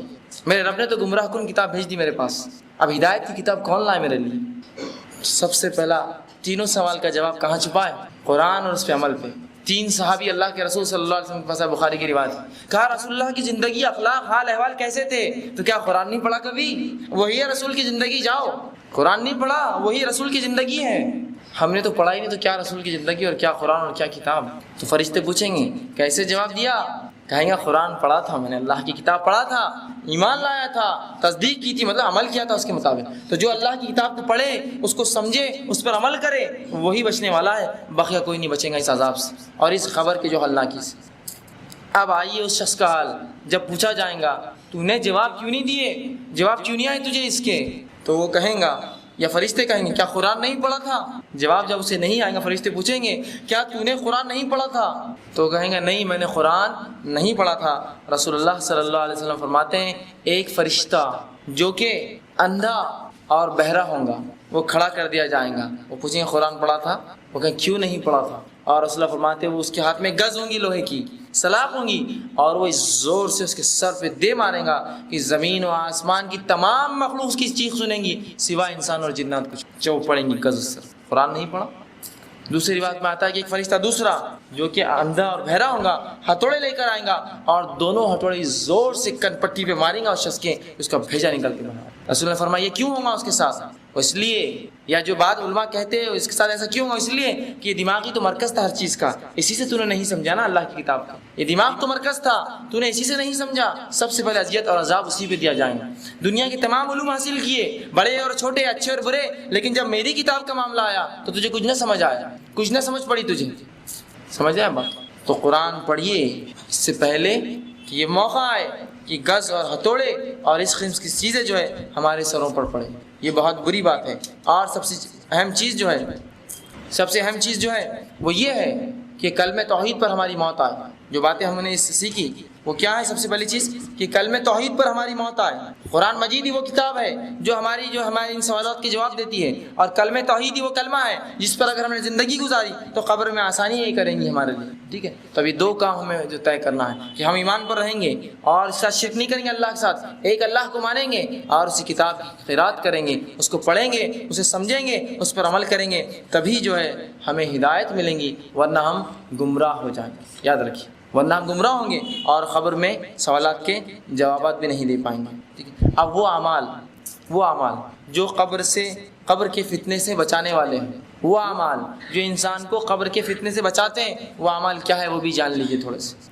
اللہ کے رسول صلی اللہ علیہ وسلم فرماتے ہیں وہ اعمال جو قبر کے فتنے سے انسان کو نجات دلائیں گے وہ ہے جو ارشاد نبوی ہے کہ اللہ کی راہ میں جان دینا، یہ عذاب قبر سے جو انسان کو مستثنا کر دیتا ہے۔ ایک شخص اللہ کی راہ میں شہید ہوا، اسے عذاب قبر نہیں ہوتا ہے، یقیناً اس کا حساب کتاب ہوگا قیامت دن، لیکن عذاب قبر اسے نہیں ہے۔ اس طرح آپ صلی اللہ علیہ وسلم فرماتے ہیں کہ ایک ایسا شخص جو اسلامی مملکت، اسلامی حکومت کی ریاستوں کی سرحد کی جو ہے نگرانی کرتا تھا، ایسا شخص بھی ہے جس کو جو ہے اللہ کے رسول فرماتے ہیں اس کو بھی جو ہے قبر کا عذاب نہیں ہے، یہ بھی بچ جائیں گا اس عذاب سے۔ تیسرا رسول اللہ فرماتے ہیں سورہ ملک کو جو شخص بکثرت پڑھیں گا تو وہ شخص بھی جو ہے فتنہ قبر ملوث نہیں ہوں گا، عذاب قبر اس پہ نہیں ہوں گا۔ اور آپ صلی اللہ علیہ وسلم کے تعلق سے آتا ہے آپ ہر رات سونے سے پہلے اس کی تلاوت کرتے تھے۔ لیکن یاد رکھیے جب میں یہ ساری باتیں بتا رہا ہوں، شہادت اور اس کے بعد جو ہے مراتبہ یا اسلامی فوج کی جو مسلمانوں کی حکومتوں کی جو ہے حفاظت کرنا، یہ تمام چیزیں کب جہنم کی فتنہ قبر کے عذاب سے بچائیں گی؟ جب توحید اور قرآن پڑھا ہوگا، یہ شرط ہے پہلے۔ اگر مشرک تھا اور کتنے ہی حفاظت کی اور کتنے ہی سورہ ملک پڑھ ڈالے، ثواب ملیں گا اس کو؟ کچھ بھی نہیں ملیں گا، اس لیے کہ جو اصل ہے وہ توحید ہے اور اصل جو ہے وہ اللہ کی کتاب ہے۔ اس کے بعد یہ ساری چیزیں یاد رکھیں۔ تیسری چوتھی چیز رسول اللہ صلی اللہ علیہ وسلم فرماتے ہیں تلاوت قرآن مجید، جو قرآن مجید بھی جو عذاب قبر سے محفوظ رکھیں گا، جو شخص قرآن مجید پڑھیں گا وہ عمل بھی اس کو جو عذاب قبر سے محفوظ ہے۔ اسی طرح فرماتے ہیں پانچویں چیز مسجد کی طرف اٹھنے والے قدم، کہ جو شخص مسجد کی طرف بڑھیں گا، رسول اللہ فرماتے ہیں مسجد کی طرف چلنے والے قدم جو ہے ان کو بھی اللہ سبحانہ تعالیٰ قبر کے عذاب سے، قبر کے فتنے سے بچائیں گا۔ مسجد کی طرف اٹھنے والے قدم مطلب کیا؟ جو نمازوں کو جاتے ہیں پانچ۔ اسی طرح آپ فرماتے ہیں کہ نماز، روزہ، زکوٰۃ، نفلی صدقات، نفلی نماز اور صلہ رحمی، یہ بھی لوگوں کو جو ہے قبر کے فتنے سے بچاتی ہے۔ اور رسول اللہ صلی اللہ علیہ وسلم فرماتے ہیں لوگوں سے نیکی کرنا، یہ بھی عذاب قبر سے آپ کو جو پناہ دیتی ہے۔ آپ نے فرماتے ہیں ارشاد مبارک ہے کہ قبر میں جب عذاب کا فرشتہ سر کی طرف سے انسان کے پاس آتا ہے جو مرا ہوا ہے، تو اللہ کے رسول نماز کہتی ہے کہ اس طرف سے راستہ نہیں ہے، اس طرف سے راستہ نہیں ہے تمہارا لیے۔ اور جب اللہ کے رسول فرماتے ہیں کہ وہ جو ہے وہ شخص جو ہے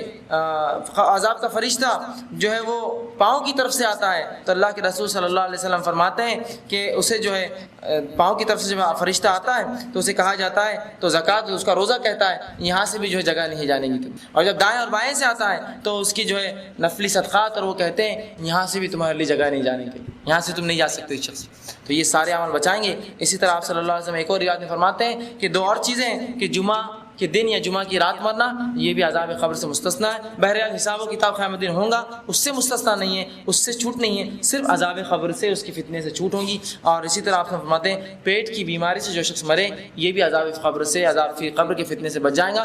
بہرحال یہ دونوں حالتیں انسان کے اختیار میں نہیں ہیں، جمعہ کے دن مرنا بھی اس کے اختیار میں نہیں ہے اور پیٹ کی بیماری سے مرنا اختیار ہے، لیکن جو اختیار میں وہ کیا ہے؟ وہ عمل رکھ دی، شہادت، اسلامی فوج، اسلامی لشکر کی یا حکومتوں کی پہرے داری کرنا، سورہ ملک بکثرت تلاوت کرنا، اور خاص طور سے سوتے وقت، اسی طرح جو تلاوت قرآن مجید، اسی طرح جو مسجد کو جانا 5 بجے، اسی طرح نماز، روزہ، نفلی روزہ اور نفلی جو ہے نماز، اور صلہ رحمی رشتوں کو جوڑنا، اور انسانوں کے ساتھ اچھا سلوک کرنا، یہ ہمارے بس میں ہے۔ اور یہ 2 چیزیں جو اور آتی ہیں 13 اور 14، 12 تو یہ ہے وہ ہمارے بس میں نہیں ہیں، وہ اللہ کے اختیار میں ہے، کون کس دن مرے گا، جمعہ ہو یا ہفتہ ہو یا اتوار یا پیر، بہرحال وہ ہے۔ تو یہ چیزیں تھیں، چند چیزیں جو انسان کو جو ہے قبر کے عذاب سے جو ہے یا قبر کے فتنے سے جو ہے محفوظ رکھیں گی۔ لیکن آج ہم دیکھتے ہیں اس کے معاملے میں اتنے بدعقیدے ہم نے کر لیے اور ایسی ایسی باتیں کر لی کہ آج قبر کا عذاب بھی ہمیں ڈراتا نہیں ہے، بلکہ قبر کا عذاب جب سنتے ہیں تو اس کو ہم مذاق سمجھتے ہیں، ہاں ہوگا دیکھا جائے گا، یا جب ہوگا جب دیکھا جائے گا، ابھی سے کیا کرنا ہے۔ یہ قسم کے ہمارے اقوال ہیں، اور یہ دیکھا گیا لوگوں کہتے ہوئے ہم موت سے نہیں ڈرتے، موت کو جانا ہی نہیں تو کیا معلوم کہ اس کا ڈر کیا ہوتا ہے۔ جب موت کی سختیاں جان رہے ہیں تو جب سمجھیں گے موت سے ڈر ہونا چاہیے۔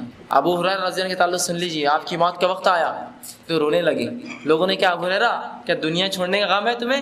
تو کہا نہیں، دنیا چھوڑنے کا غم نہیں ہے، لیکن راستہ بہت لمبا ہے اور زاد راہ، راستے کا سامان بہت تھوڑا میں نے کمایا ہے، راستہ لمبا ہے، اور میں نے ایک ایسے ٹیلے پر شام گزاری ہے کہ اس ٹیلے کے آگے مجھے نہیں پتا کہ میرے لیے اچھائی ہے برائی ہے یا جنت ہے یا جہنم ہے۔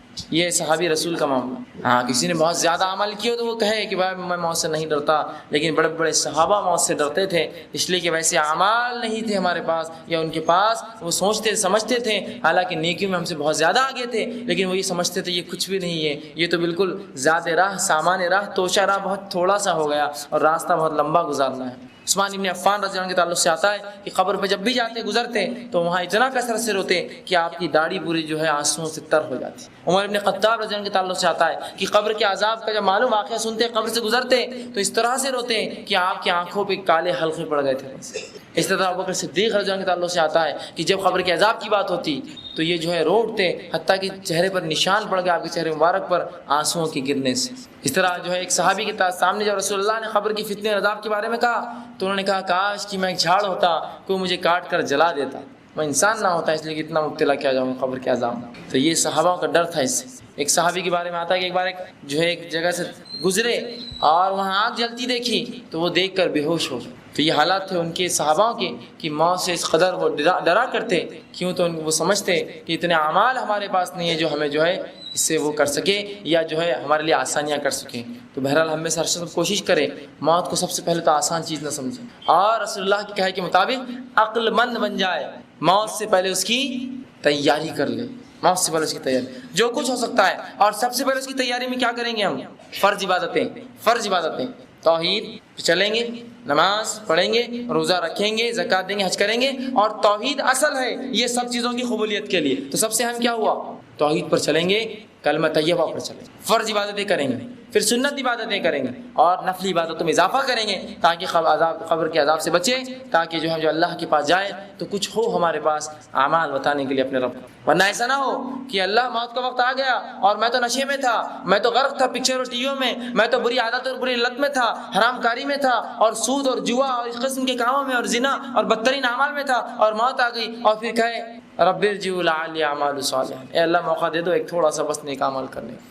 اور موت کا معاملہ ہی تو ایسا عجیب ہے، معاملہ بھی ایسا عجیب ہے کہ کب آئیں گی معلوم نہیں۔ اگر معلوم ہو جاتا 60 سال میں آئیں گی تو کم از کم میں اس سے پہلے اصلاح تو کر لیتا اپنے اعمال کی، لیکن اس کا معاملہ کیا ہے؟ کیا ہے اس کا معاملہ؟ پچھلے رمضان تھوڑا غور کر لیں، جو لوگ اس درس میں آتے تھے اس رمضان دیکھ لیں کتنے لوگ ان کے خاندان میں مرے ہیں، اور کتنے دوست جو ساتھ آتے تھے آج نہیں آتے ہیں، ان کا انتقال ہوگا پچھلے رمضان، اس رمضان سے پہلے، اور اگلے رمضان جب ہم جمع ہوں گے پتہ نہیں اس میں سے اور کتنے لوگ چلے جائیں گے اس دنیا سے، ہے نا؟ تو اس کا کوئی وہ بھی نہیں ہے کہ 60 سال 50 سال تاکہ 40 سال بعد نیک اعمال شروع کر دوں، ہے نا؟ تو کم از کم توبہ کی تو اس نیت ہو، ورنہ ایسا نہ ہو اگلا جمعہ دیکھیں گے، اگلا رمضان دیکھیں گے، اگلے مہینے سے ہوں گے، اور اگلا جمعہ کس نے نصیب کیا؟ اسے کوئی لکھ کے دیتا ہے کہ بانڈ پہ اگلا جمعے تک میں زندہ رہوں گا، اور اگر توبہ بھی نہ ہو مخلص تو یاد رکھیے جہنم میں جائیں گے سیدھا اور چلیں گے۔ ان کم از کم توبہ کو تو مانتا ہو، اے اللہ جو بھی گناہ ہوئے ہیں توبہ کرے اپنے رب سے کہ میں نے گناہ اور خطائیں کی، مجھے معاف عطا فرما، جو بھی شرک اور کفر اور بدعت کیا ہو مجھے معاف کر، اور اب میں تیرے دین پر چلوں گا، اس کا وعدہ کرے اپنے رب سے۔ اور ورنہ موت آلے اڑیں گی، جو ہے لے کر اچک جائیں گی، اور پھر ہم چلا اٹھیں گے کہ ہائے اور ہائے۔ آج دیکھتے ہیں نوجوان لوگ فلاں جگہ سے نکلے، فلاں جگہ گئے، انتقال ہو گیا، نوجوان لوگ تو آج موت کے لیے کوئی وقت نہیں ہے کہ بوڑھا ہی مرے گا اور جوان. یاد رکھیے اس سے پہلے کہ ہماری موت آئے اس کی تیاری کر لیں. اور رسول اللہ صلی اللہ علیہ وسلم ایک صحابی کے پاس گئے، موت کا وقت قریب تھا. کہا کیسے محسوس کرتے ہو؟ تو کہا بہت ڈرتا ہوں اللہ کے عذاب سے. کہا اور کیسا محسوس کرتے ہو؟ کہا کہ بہت جو ہے امید ہے اپنے رب کی رحمت سے، جنت کی امید بھی کرتا ہوں، جہنم سے ڈرتا بھی ہوں. رسول اللہ نے کہا جو ایسی موت مرا وہ صحیح مرا، مطلب یہ موت سب سے صحیح موت ہے کہ اللہ سے ڈر بھی ہو اپنے گناہوں کا کہ جہنم نہ دے دے، اور امید بھی ہو کہ مجھے جنت میں ڈالے. اب کچھ لوگ نا امید ہو کر بیٹھے اپنے رب سے، میں تو جہنم ہی بولتے ہیں دنیا میں، اور کچھ لوگ اپنے آپ کو چلتا پھرتا جنتی سمجھتے ہیں، بس میں تو جنت میں جا رہا ہوں سیدھا، میں تو رسول کے خاندان سے، نبی کے، ولی کے، شہداؤں کے، صالحین کے خاندان سے ہوں، میں تو جنت میں جاؤں گا. اور یہ صحابی، یہ رسول اللہ صلی اللہ علیہ وسلم کے اصحاب اور ان کے دوست ہیں، جب وہ کہہ رہے کہ مجھے جہنم سے ڈر ہے اور جنت کی امید ہے، تو ہم کون ہوتے ہیں کہنے والے کہ میں جنت میں جاؤں گا سیدھا. اور گمراہی اتنی ہو چکی ہے، جب کسی کا انتقال ہوتا ہے تو لوگ کہتے ہیں ان کی مغفرت کی دعا مت کیجیے، ان کے جنت میں بلند درجے کی دعائیں کیجیے. سوال یہ ہے کہ اس نے دیکھا کون جنت میں اور کون جہنم میں جائے گا؟ کیا آپ کو پتا ہے کہ آپ لکھ کے دے سکتے ہیں کہ جنتی ہیں؟ تو ذرا اگر ایسا ہے تو ذرا وہ 3 لوگوں کو اپنے ذہن میں لا لیجیے، وہ شہید، وہ حافظ اور عالم، اور وہ سخی جو دنیا میں شہید تھے، حافظ اور عالم کہلائے اور مالدار کہلائے، اللہ کی راہ میں خرچ کرنے والے، جہنم انہی سے دہکائے جائیں گے. تو ہم تو یہ سمجھ بیٹھے بس ہماری تعبدی زندگی ہے بس، اور ہم ایسا کوئی اعمال جب کرتے ہی سوچتے نہیں کہ مجھے مرنا ہے. دھوکہ دے رہے ہیں، ذرا سوچ لے دھوکے سے پہلے مجھے مرنا ہے. آج خواتین کو دیکھا فیشن پرستی میں چور ہے، بالکل لت پت ہے بالکل، کہ اگر ان کو دیکھا جائے تو ایسا لگتا ہے کہ رسول اللہ صلی اللہ علیہ وسلم کی حدیث ان پر ہبہ اتر گئی کہ کپڑے تو ہوں گے لیکن ننگی ہوں گی عورتیں. یہ حال ہے فیشن، یہ حال ہے فیشن کا، اور یہ حال ہے جو ہے فیشن پرستی کا کہ اسے ہم نے اپنا معبود بنا لیا. اور یہی حال مردوں کا بھی ہے. اس قسم کے لباس، اس قسم کی حرکتیں انہوں نے اپنے آپ میں رائج کی جو اسلام میں سخت حرام ہے، سخت حرام ہے. تو آج ہم دیکھتے ہیں بہائی اتنی عام ہو چکی ہے. اب اندازہ لگائیے جسم کا وہ حصہ، رسول اللہ صلی اللہ علیہ وسلم فرماتے ہیں، ترمذی کی روایت ہے کہ وہ رسول عورتوں کے بارے میں کہتے ہیں کہ وہ خاتون جو پتلا لباس پہنیں گی جس میں جسم دکھتا ہو، وہ جہنم میں اتنی دور پھینکی جائیں گی کہ جنت کی خوشبو بھی نہ سونگھ سکیں گی، حالانکہ جنتی خوشبو جہنم بہت دور تک آتی ہوں گی. کیا فرمایا؟ پتلا لباس. لیکن جہاں لباس ہی نہ ہو، جو پتلا لباس تھا نا، جہاں لباس ہی نہ ہو اس کا کیا؟ تو کیا ہمیں موت سے ڈر نہیں لگتا؟ اور جو ہے قبر کے ازدوں سے اور بچھوں سے ہم جو ہے بہت زیادہ جو ہے مطمئن ہو کر بیٹھے ہوئے ہیں. ہاں، رسول اللہ صلی اللہ علیہ وسلم فرماتے ہیں عورت اس کی سطر ناف سے لے کر گھٹنا ہے. ایک مرد کا سطر ناف سے لے کر گھٹنا ہے، مطلب ناف بھی وہ دکھا نہیں سکتا الا ناف کے نیچے. چلو ٹھیک ہے، ناف اس کے نیچے کا حصہ چھپانا ہے اس کو، لیکن ہم دیکھتے ہیں ہمارے گھر کی خواتین پیٹ سے لے کر ناف سے لے کر اس کے نچلے حصے ان کے دکھائی دیتے ہیں. پیٹ دکھتی ہے اور پیچھے پوری کمر دیکھ سکتے ہیں، اس قسم کے لباس پہنتی ہیں. اور پھر یہ ہماری مائیں ہیں، یہ ہماری بہنیں ہیں، اور ہم دیکھ کر کبھی تاکید بھی نہیں کرتے. جسم جو کھلا ہے نا، یہ ساڑی سے ہٹ کر جو بلاؤز میں دکھتا ہے، یہ حرام ہے اور جہنم کی آگ میں جلیں گا. رسول فرماتے جو پتلا ہو وہ جنت جانا تو دور خوشبو نہیں سکیں گی، جس کا غائب ہو اس کے تعلق سے اللہ ہی جانتا کیا عذاب. تو کیا ہم اللہ سے بہت بے پرواہ ہو کر بیٹھے اور یہ زندگی میں اتنے لگ چکے ہیں، اور اس کی چمک اور دمک کیا ہمیں اتنا اچک لے گئی ہے کہ ہم موت کو مکمل بھول چکے ہیں؟ یاد رکھیے، موت کو یاد کیجیے. رسول اللہ صلی اللہ علیہ وسلم موت کو کثرت سے یاد کرتے ہیں، اسی لیے آپ صلی اللہ علیہ وسلم بہت کم مسکراتے، حدیث میں آتے ہیں بہت کم ہنستے. اور آپ صلی اللہ علیہ وسلم فرماتے ہیں کہ اگر میں اللہ سے دعا کروں اور جو مردوں کا عذاب ہوتا ہے تمہیں بتا دیا جائے تو تم بہت زیادہ روؤ گے اور کم ہنسو گے، بہت کم ہنسو. لیکن آج موت ہم بھلا چکے ہیں، فیشن میں، حرام میں، دکھاوے میں، اونچے ایک دوسرے کو اونچا اور نیچا دکھانے میں اس طرح سے ملوث ہوئے کہ آج کچھ بھی نہ رہا. حتیٰ کہ نماز، روزہ، زکوٰۃ، حج بھی صرف شو کی عبادتیں ہیں، شو دکھانے کے لیے. سب کرتے ہیں تو ہم کرتے ہیں، لیکن سب سے اہم چیز ہے آپ کے توحید. آپ دین خالص دین پر چلے اور اخلاقیات، آپ کی اخلاق اچھے ہو لوگوں سے. ورنہ آج دیکھا جاتا ہے کہ لوگ برے اخلاق کے حامل ہیں. جب انہیں کتاب و سنت کی بات بتائی جاتی ہے تو لوگوں کو گالیاں دے دے کر اور سمجھاتے ہیں باتیں جاتی، اور ان سے لڑتے اور جھگڑتے اور نیچے دکھاتے اس علم سے. رسول اللہ صلی اللہ علیہ وسلم فرماتے ہیں جو شخص دین کا علم حاصل کرے اس لیے کہ کسی کو نیچا دکھائے وہ جنت میں نہیں جائیں گا کبھی. آج ایک چیز ہم کو آج معلوم ہوئی، جاتے اور لوگوں کو گالیاں دینا شروع کر دیتے ہیں، ارے وہ ایسے اور ویسے. آج ہم کو سدھرنے کتنا وقت لگا، تو کیا ایک دن میں آپ اس کو سدھارنا چاہتے ہیں؟ جا کر ایک جھٹکے میں جا کر آج سنا اور کل سدھارا؟ تو دین کے علم کو صحیح سمجھیے، دین کیا ہے.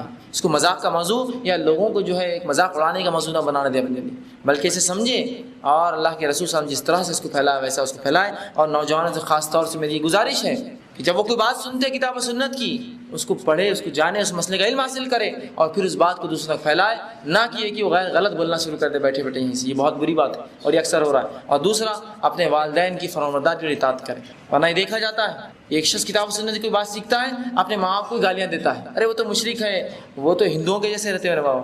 تو شرم ہے تجھ پر کہ تیرے ماں باپ ہندوؤں کے جیسا رکھتے اور تو خوش یہاں کھڑا ہے سڑک پہ ہمارے ساتھ. جا ان کی اصلاح کرتا تو وہاں، اور اس بات کو چھپا کے رکھتا اپنے اندر اور ان کی اصلاح کرتا، عوام میں چیختے چلاتے نہ پھرتا.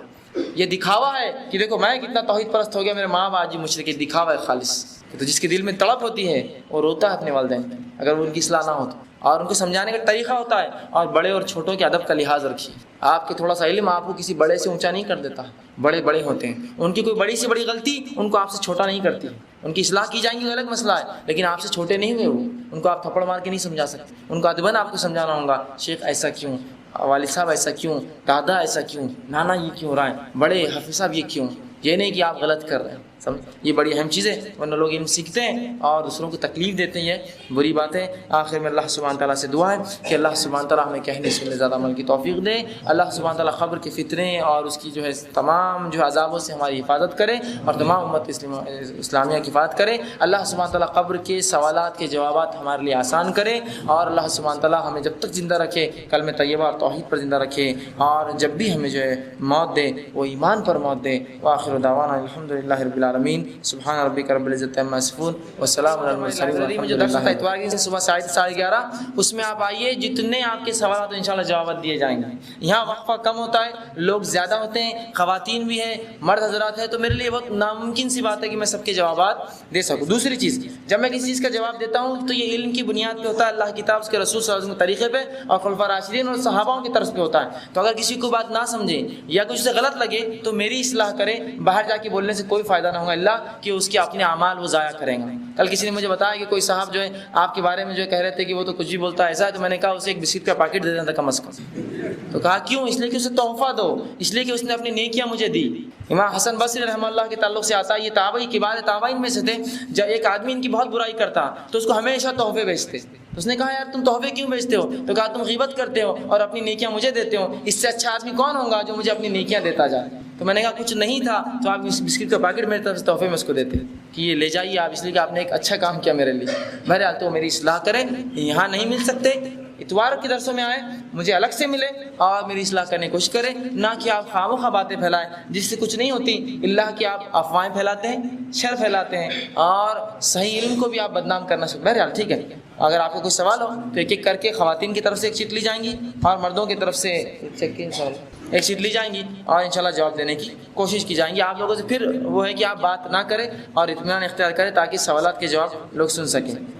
لوگ کہتے ہیں کہ حساب کتاب قیامت کے روز ہوگا، پھر کیسے ہمیں پتہ چلے گا قبر میں ہم جنت میں ہوں گے یا جہنمی ہوں گے؟ بڑا اچھا سوال کیا کہ حساب و کتاب تو قیامت کے دن ہوگا، تو پھر ہمیں کیسا پتہ چلے گا کہ ہم جنتی یا جہنمی ہوں گے؟ تو اس معاملے میں بات یاد رکھیے کہ ایک انسان نے جو زندگی میں اعمال کیا اس کو آخری جنت یا جہنم کے فیصلے سے پہلے اپنا ٹھکانہ بتا دیا جائے گا اور ہلکی سزا دینا شروع ہو جائیں گی.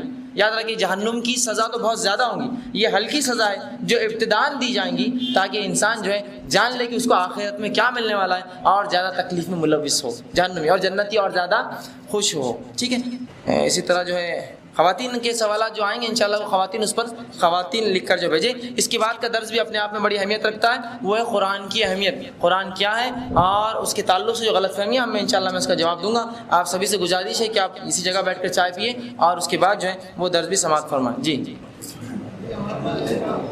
آواز تھوڑی سی آپ نیچے رکھیے سوال تاکہ آپ بھی سن سکیں میں بھی.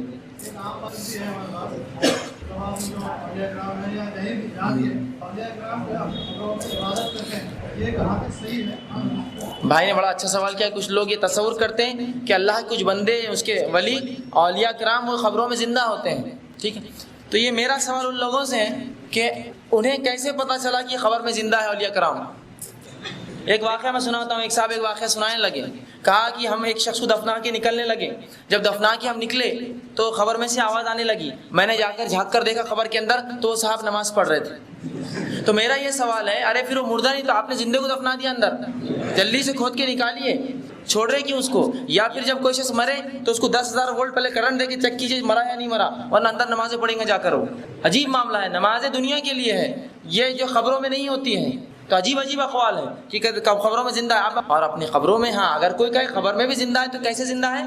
برزخ میں ہے، اور ویسے تو آپ میں سب زندہ رہیں گے۔ پھر جیسا جہنمی کو عذاب کا مزہ مل رہا تو جنتیوں کو جنت کا مزہ مل رہا، تو ویسے تو میں اور آپ بھی رہیں گے، اس میں کیا پھر اولیاء میں فرق ہے؟ بہرحال تو یہ بہت غلط عقیدہ ہے کہ وہ زندہ ہے ہو دنیا کیسا، کھاتے پیتے نماز روزہ کرتے ہیں، یہ بری بات ہے۔ حدیث میں آ گیا نیک انسان سورج ڈوبتا ہوا دیکھیں گا، بولے گا نماز کا وقت ہوا، کہا جائے گا اب نماز نہ رہی، تو وہ کہیں گا ہاں ٹھیک ہے، اور جو ہے پھر وہ آرام سے لیٹ جائیں گے۔ اسی طرح ایک سوال ہے، جو لوگ باڈی کو جلاتے ہیں تو ان کے ساتھ کیسا ویوہار ہوگا؟ کیا یہ بھی جو ہے یا کوئی جانور کھا لیا؟ بڑا اچھا سوال کیا کہ ایک انسان مر گیا اور جلا دیا اس کو، اب آپ تو خبر کی باتیں کر رہے ہیں ہم لوگ، انسان تو جل گیا تو کیا؟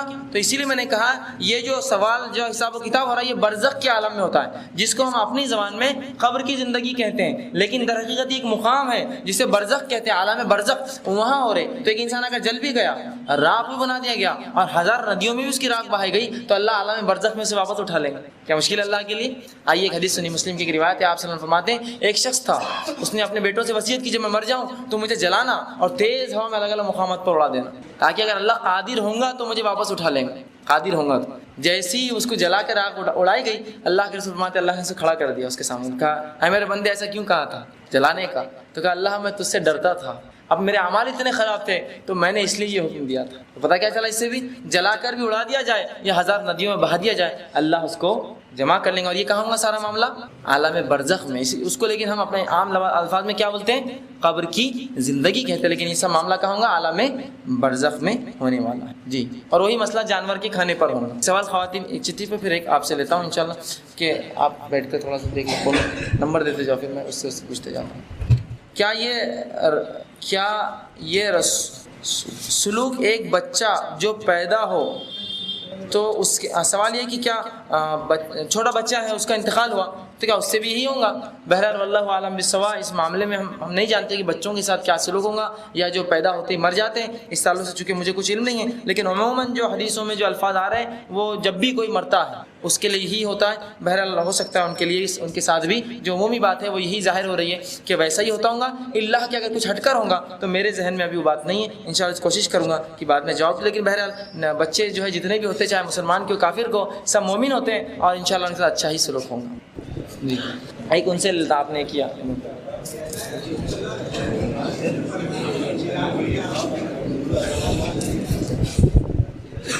اس کو علامہ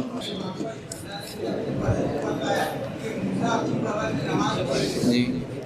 بھائی نے بڑا اچھا سوال کیا، میں نے کہا کہ خبر میں نماز نہیں پڑھ سکتا کوئی، تو رسول اللہ جب معراج گئے تو آپ نے دیکھا کہ موسیٰ علیہ السلام خبر میں نماز پڑھ رہے تھے، تو یہ واقعہ بالکل درست ہے۔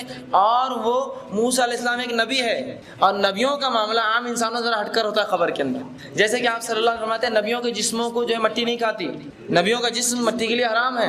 تو بہرحال یہ نبیوں کا معاملہ ہے، وہ ہٹ کر ہے۔ اور اگر کوئی بولتا ہے موسیٰ پڑھتے ہیں لہٰذا میرا ولی بھی پڑھتا ہے، تو نعوذ باللہ آپ نے اپنے ولی کو موسیٰ علیہ السلام سے موازنہ کر دیا لے جا کے، وہ موسیٰ علیہ السلام کی خصوصیت ہے، اس سے ہٹ کر جو دوسرے نبیوں کو رسول اللہ نہیں دیکھا۔ بہرحال تو بس وہ موسیٰ علیہ السلام کے حد تک ہی رکھے، اس سے ہٹ کر نہ۔ ایک سوال ان کا تھا کہ جو سکرات کی تکلیف ہوتے ہیں وہ اس کی وجہ سے جو ان کے گناہ معاف ہوتے ہیں، تو بہرحال یہ درست ہے، یہ درست بات ہے۔ رسول اللہ صلی اللہ علیہ وسلم فرماتے ہیں کوئی شخص اگر اس کو بخار آتا ہے تو اس کے گناہ ایسے جھڑتے ہیں جیسا سوکھے جھاڑ کو ہلانے سے اس کے پتے جھڑتے ہیں۔ تو بہرحال مومن کو جو بھی تکلیف دنیا میں آتی ہے اس پہ وہ صبر کرتا ہے، اس کا اسے اجر ہے، سکرات کا معاملہ ہو، بیماری کا معاملہ ہو، یا اسی طرح کوئی اور تکلیف ہو اس پہ صبر کرے، اس کو ثواب۔ دوسرا ہے کہ کچھ لوگ مرتے تو قرآن ڈالا جاتا ہے، تو بہرحال یہ قرآن ڈالنا ایک بدعت ہے اور یہ قرآن کی بے حرمتی ہے، ان کو گناہ ملے گا جو بھی قبروں میں قرآن ڈالیں گے، اس لیے کہ قبرستان قرآن پڑھنے کی نماز پڑھنے کی جگہ نہیں ہے۔ ایک سوال لیڈیز کا ہے، کیا عذاب قبر کا تعلق قبر کے گڑھے سے ہے یا عالم برزخ سے؟ بہرحال عذاب قبر کا تعلق دونوں سے ہی ہے، قبر کے گڑھے سے بھی ہے اور برزخ سے بھی ہے، اس تعلق سے دونوں ہی روایت رسول اللہ سے ملتی ہے۔ جیسے آپ نے فرمایا قبر دباتی ہے تو یہ قبر کے گڑھے کا معاملہ ہے، اور دوسرا مسئلہ کہ عالم برزخ میں بھی انہیں عذاب ملتا ہے۔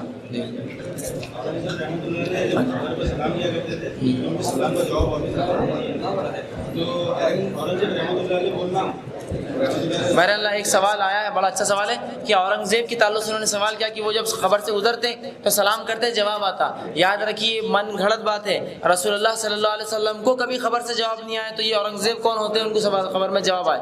ایک عجیب بات ہے کسی امتی کو۔ ہاں رحمۃ اللہ علیہ انہوں نے سوال کیا کیا رحمۃ اللہ علیہ کسی کو لگا سکتے، چاہے اورنگزیب کوئی اور ہو، بہرحال کسی بھی نیک آدمی کو جو مر گیا رحمۃ اللہ علیہ لگا سکتے ہیں آپ، ٹھیک ہے۔ تو خبر میں سے کسی کو بھی جواب نہیں آتا، یاد رکھیے یہ جو ہے خبر کے حالات جو تھوڑے بہت معلوم ہوتے ہیں یہ نبیوں کو ہوتے ہیں صرف، وہ بھی بذریعہ وہی۔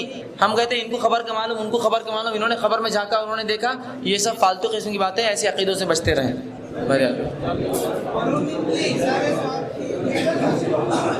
بھائی نے ایک اچھا سوال کیا، تھوڑا سا خاموشی اختیار کرے پھر آپ، کہ مرحومین جو لوگ مر چکے ہیں ان کے ایصال ثواب کے لیے کیا کریں؟ تو سب سے پہلے چیز یہ آپ یہ کہیں کہ میت کے ایصال ثواب کے لیے کیا کریں، اس لیے کہ جب مرحومین کہیں گے اس کا مطلب ہوتا ہے ان پر رحم ہو گیا۔ اب جس پر رحم ہو گیا تو اس کے لیے کیا کریں؟ بہرحال میت پر کیا کریں؟ تو میت کے ایصال کے لیے جو کام کر سکتے ہو یہ ہے کہ اس کی طرف سے مال خرچ کر سکتے ہیں ہم، مال، اس کی کوئی نیت تھی کنواں کھدانے کی، مسجد بنانے کی، سڑک بنانے کی، مدرسہ، بہرحال وہ کرنے سے ثواب ملے گا۔ اسی طرح اگر میت کے اوپر کچھ روزے تھے اور وہ رکھنا چاہتا تھا لیکن انتقال ہو گیا، وہ روزے آپ رکھ سکتے ہیں۔ اسی طرح میت کے بدلے آپ حج بدل یا عمرے بدل بھی عمرہ یا حج کر سکتے ہیں، اس کا ثواب بھی اسے ملے گا۔ اسی طرح میت کے اوپر جو قرض ہے وہ قرض چکانے سے اس کو ثواب ہے، اس کو بھی ایصال ثواب انشاءاللہ عزیز، ان کو ان سب چیزوں کا۔ اور نیک اولاد جو ان کی مغفرت کی دعا کرے یا نیک اولاد جو کچھ بھی کرے ان کو اس کا اجر ملے گا۔ اسی طرح کار خیر جو انہوں نے کیا، اچھے کام جو کر کے گئے اس کا بھی ملے گا۔ اسی طرح نافع علم جو چھوڑ کر گئے، نافع علم، اچھا علم جس سے لوگ فائدہ اٹھاتے ہیں، ان تمام کا انہیں ثواب ملے گا، ٹھیک ہے۔ اس سے ہٹ کر لیکن کتاب و سنت میں دوسری باتیں نہیں آتی ہیں، جیسا کچھ لوگ کہتے ہیں قرآن پڑھنے کا ملے گا، رسول اللہ صلی اللہ علیہ وسلم ثابت نہیں قرآن پڑھنے کا ثواب ملتا ہے۔ کسی صحابی نے کبھی اپنے بیٹے کو وصیت نہیں کی اور کسی تابعین نے کبھی اپنے جو ہے بچوں کو وصیت نہیں کی ہمارے مرنے کے بعد قرآن پڑھنا، تو بہرحال یہ درست نہیں۔ اس سے ہٹ کر باقی جو میں نے بتایا وہ آپ کر سکتے ہیں۔ ایک منٹ کر لیتا ہوں۔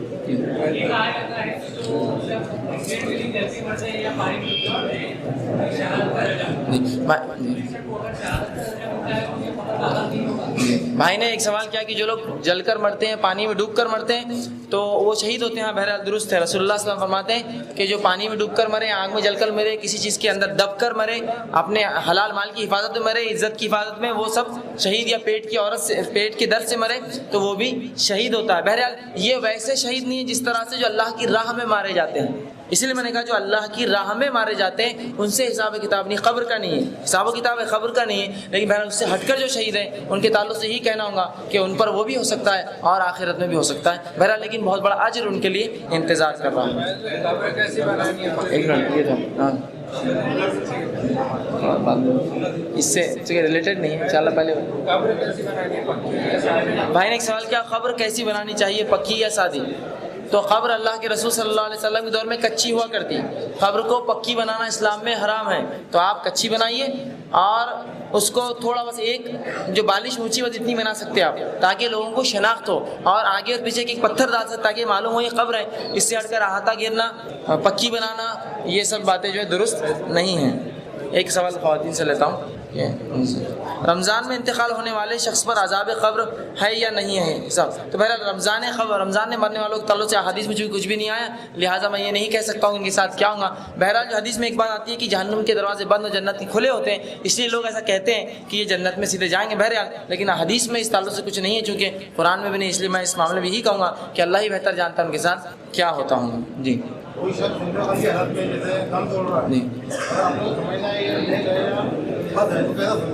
بھائی نے کہا کہ ایک انسان موت کا وقت ہے اس کے، تو ہم کیسے سمجھیں نیک ہے یا بد ہے؟ تو بہرحال یہ ناممکن ہے کہ آپ سمجھیں نیک ہے یا بد ہے موت کے وقت، لیکن رسول اللہ فرمایا کچھ چیزیں خوش قسمتی کی ہے کہ ایک انسان مرے تو کلمہ پڑھے، یہ خوش قسمتی کی اچھائی کی علامت ہے، لیکن بہرحال لیکن ہم معلوم نہیں کر سکتے موت کے وقت کی اچھا تھا یا برا، اس لیے کچھ لوگ جو ہے دھماکے مر جاتے ہیں، نیک ہے لیکن اب موقع ہی نہیں ان کو بننے کا، ہارٹ اٹیک سے مر گئے، نیک ہے مل، تو یہاں آپ وہ اعتبار نہ کریں کہ کیسے پہچانے، لیکن اگر کوئی لا الہ پڑھتے ہوئے یا درود یا کلمہ پڑھتے مرے تو یہ خوش بختی نیک نیتی کی علامت مانے جائیں گے۔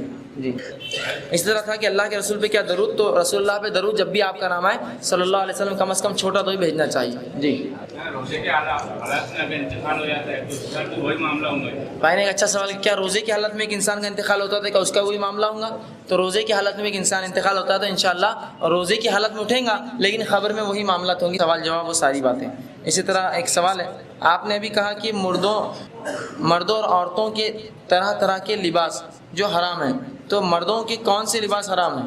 اچھا سوال ہے کہ عورتوں پہ ہی میں نے کہا، مردوں کا کیا؟ تو مردوں کا کون سے لباس حرام ہیں؟ آج کل شرٹ چلتے ہیں، چھوٹے چھوٹے شرٹ، بالکل عورتوں کی بلاؤز جیسے ہوتے ہیں، ہے نا، اتنے.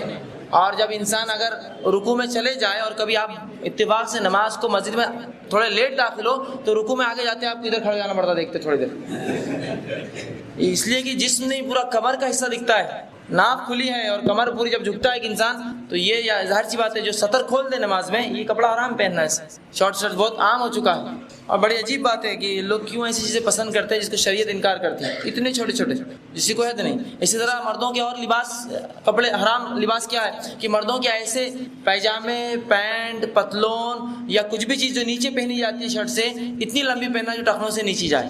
رسول اللہ صلی اللہ علیہ وسلم فرماتے ہیں 3 گناہ ایسے ان لوگوں کو نہ اللہ معاف کرے گا، نہ ان کی مغفرت کرے گا، نہ ان سے کوئی بات کرے گا، نہ ان پر رحم کرے گا.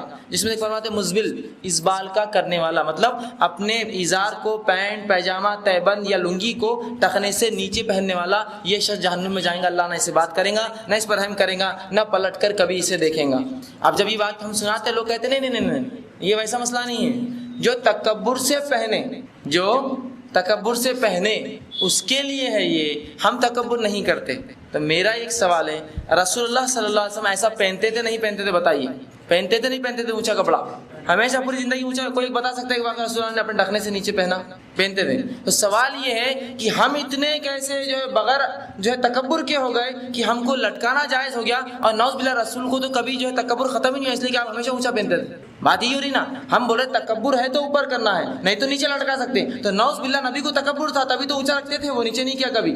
یہ الزام لگاتے پھر نبی بھی ہم ایسی خام و خواہ کی اپنی سڑی ہوئی عقلیں لڑا کر شریعت کے اندر عقلیں لڑا رہے ہیں. نہیں، ابوبکر صدیق کا جو ہے لٹکتا تھا، ہاں یہ واقعہ ہے کہ ابوبکر صدیق رضی اللہ عنہ کا جو ہے پیجامہ ٹخنے سے نیچے لٹکتا تھا، لیکن صحابہ نے کہا اللہ کے رسول ابوبکر کو تکبر ہے نیچے لٹکاتے ہیں. تو اللہ کے رسول نے کہا ابوبکر میں تکبر نہیں ہے، تو ابوبکر کی تو ضمانت رسول اللہ لے گئے، میری ضمانت کون لیں گا؟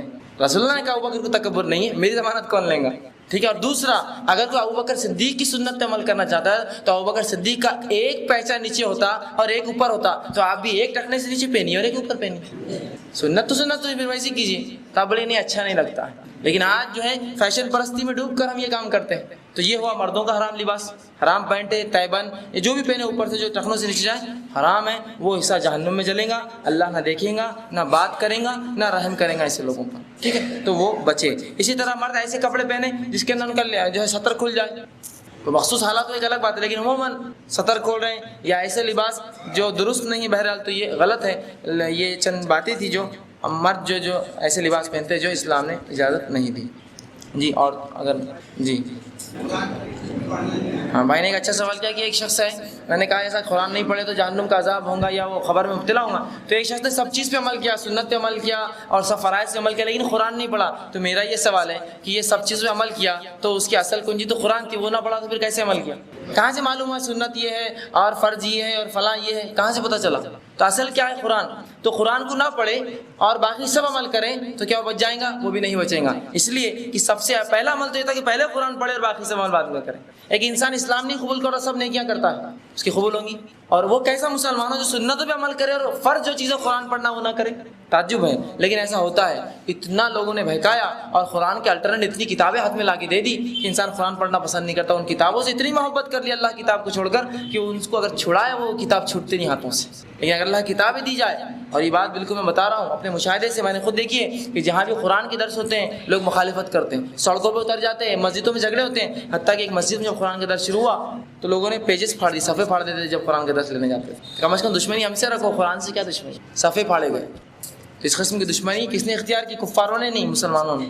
تو یہ حالات ہے ہمارے اللہ کتاب کے تعلق سے. تو بہرحال وہ اللہ کی کتاب نہیں آتی تو میں نہیں سمجھتا ایسے شخص کو متقی اور پرہیزگار جس کو اللہ کا کلام اسی کتاب ہی نہ ہے. اور کم از کم پڑھنا، ابھی سمجھنے کے لیے تو اردو میں سمجھ لیں گے، پڑھنا تو آنا چاہیے نا. انشاءاللہ میرا اگلا درس اس کی تفصیل میں انشاءاللہ رجز آئیں گا. ایک سوال خواتین کی طرف سے انشاءاللہ پھر آپ ہی کا سوال. اچھا بول دیجیے آپ. بھائی نے اچھا سوال کیا قرآن ہندی میں پڑھ سکتے ہیں؟ تو قرآن کو آپ کو عربی میں تو پڑھنا ہی پڑے گا، اس کے ساتھ ہندی میں آپ ترجمہ اس کا پڑھ سکتے ہیں، اردو میں پڑھ سکتے ہیں، مراٹھی میں پڑھ سکتے ہیں، بنگالی، تمل، تیلگو، ملیالم، جو بھی آپ کو زبان آتی ہے اس کے عربی کے ساتھ آپ اس کا ترجمہ پڑھ سکتے ہیں. جی بھائی جی آئین سوال کہ حج اور عمرے میں کسی کا انتقال ہوا تو بہرحال وہ حج کی یا عمرے کی حالت میں قیامت دن اٹھیں گا. رسول اللہ فرماتے ہیں جو جس حالت میں مرے وہ اس حالت میں اٹھایا جائیں گا, لیکن بہرحال قبر کے عذاب سے وہ بھی مستثنا نہیں ہوں گے, چونکہ قرآن حدیث نے کوئی اس کی جو ہے دلیل نہیں دی, لہٰذا میں یہ بات نہیں کہہ سکتا ہوں. اسی طرح ایک سوال ہے کہ کہا جاتا ہے اگر رمضان میں 10,000 مرومین کی مغفرت ہوتی ہے اور ماہ رمضان میں قبروں پر سے عذاب اٹھا لیا جاتا ہے. بہرحال رمضان میں 10,000 لوگوں کی مغفرت ہوتی ہے, ایسی روایت میں نے آج تک نہیں سنی بہرحال, تو مجھے اس کا نہیں. بہرحال یہ ہے کہ اللہ سبحانہ تعالیٰ ہر روز افطار اور سحر کے بعد کئی لوگوں کو مغفرت دیتا ہے جہنم سے, مطلب جو جن کے قسمت تقدیر میں جہنم تھی, جو جہنم جانے والے تھے, اللہ ان کی مغفرت کرتا ہے. لیکن 10,000 کا کوئی تعداد میں نے نہیں پڑھی. اسی طرح جو ہے قبروں پر عذاب نہیں ہوتا, اٹھا لیا جاتا, اس کی بھی چونکہ کوئی سند نہیں ہے, لہٰذا میں یہ بات نہیں کہہ سکتا ہوں. اور آگے اسی کا سوال ہے اگر کوئی مدینے وفات پاتا ہے اور وہ وہاں تدفین کیا جاتا ہے تو کیا ڈائریکٹ جنت میں جائیں گا؟ بہرحال اگر اس کا عقیدہ توحید پر ہو, اس نے دین بدعت نہ کی ہو, رسول اللہ کی سنت پر چلا ہو, تو انشاءاللہ جنت میں تو سب جائیں گے. پھر مدینے میں مرو یا پھر اس سے کوئی اور کفاروں کی بستی میں مرو, کوئی مسئلہ نہیں اس سے. عقیدہ توحید اہم ہے, لیکن کوئی شخص مدینے نہیں کعبے کے اندر بھی مرا اور مشرک تھا تو جہنم میں جلے گا. کعبے کے اندر بھی مرا سیدھا تو مشرک تھا, مطلب شرک کرتا, دین بدعت کرتا, تو وہ جہنم میں جلیں گا. لیکن اس کے بعد سے ایک شخص ہندوستان میں بھی اگر مرا لیکن کتاب و سنت کا پابند ہو وہ جنت میں جائیں گے. جی بولیے آپ کو خواتین کی طرف سے سوال. معصوم بچوں کی موت اور ان کی موت کے بعد حالات بہرحال میں نے بتا دیا. اسی طرح کیا یہ صحیح ہے کہ جو 3 اور 4 مہینے کے حمل ضائع ہو جاتے ہیں تو وہ قیامت کے دن اپنے باپ کے نام سے پھر سے زندہ ہوں گے؟ بہرحال میں اس تعلق سے نہیں جانتا ہوں کہ جو 3 یا 4 مہینے انہوں نے الفاظ لکھے اور وہ اگر مر جائیں یا مردہ پیدا ہو, میں یہ بات سمجھتا ہوں, تو کیا وہ اپنے باپ کے نام سے پہچانے جائیں گے, پھر سے زندہ کیے جائیں گے؟ تو بہرحال اگر اس میں زندگی آ چکی ہے, اس میں بڑا علماء نے اختلاف کیا کہ زندہ کس سکھ ہے, چونکہ اب آپ نے کہا 3 یا 4 مہینے میں موت ہو چکی ہے, پیدا ہوئے تو وہ حمل ضائع ہو گیا. بہرحال اگر وہ زندہ تھا, اس نے اگر سانس لی تو اس کی نماز جنازہ بھی ہوں گی, اس کو غسل بھی دیا جائے گا اور باقی سارے معاملات ہوں گے, اور انشاءاللہ العزیز وہ قیامت کے دن اپنے باپ کے نام سے بھی پہچانا جائیں گا اگر وہ زندہ تھا اس کے پیٹ میں اور زندہ تھا. اور بہرحال یہ اس معاملے میں یہی بات ہے کہ 40 دن کے اندر جو ہے بچہ جو ہے اپنی ماں کے پیٹ میں مکمل تیار بھی ہو جاتا ہے, اور اسی طرح جو ہے اس کے سارے معاملات جو ہو جاتے ہیں. جو حدیث میں آتا ہے کہ راوی فرماتے 40 دن کے بعد, مطلب 4 مہینے کے بعد روح پھونکی جاتی ہے. بہرحال ایک روایت میں جو علماء نے اس کو ایسا سمجھایا 40 اور 40 وہ تینوں ایک کے تعلق سے راوی فرما رہے ہیں کہ 40 کے بعد تینوں کو ملایا نہیں جائے گا. لہٰذا اس قول کے مطابق 40 دن میں بچہ وجود میں آ جاتا ہے پورا, اور دوسرے قول کے مطابق 4 مہینے میں 40 کو آپ جوڑ دیں 4 مہینے. تو بہرحال 4 مہینے کے بعد اگر ہو یا ایک قول کے مطابق 40 دن کے بعد بھی ہو تو بہرحال وہ زندہ تھا اور اس کے ساتھ سارا سلوک ہوگا جس طرح سے ایک انسان کے ساتھ ہوتا ہے, اور انشاءاللہ عزیز امید ہے کہ وہ اٹھائے بھی جائے اور اپنے باپ کے نام سے جو ہے پکارے بھی جائے. وآخر دعوانا الحمدللہ رب العالمین.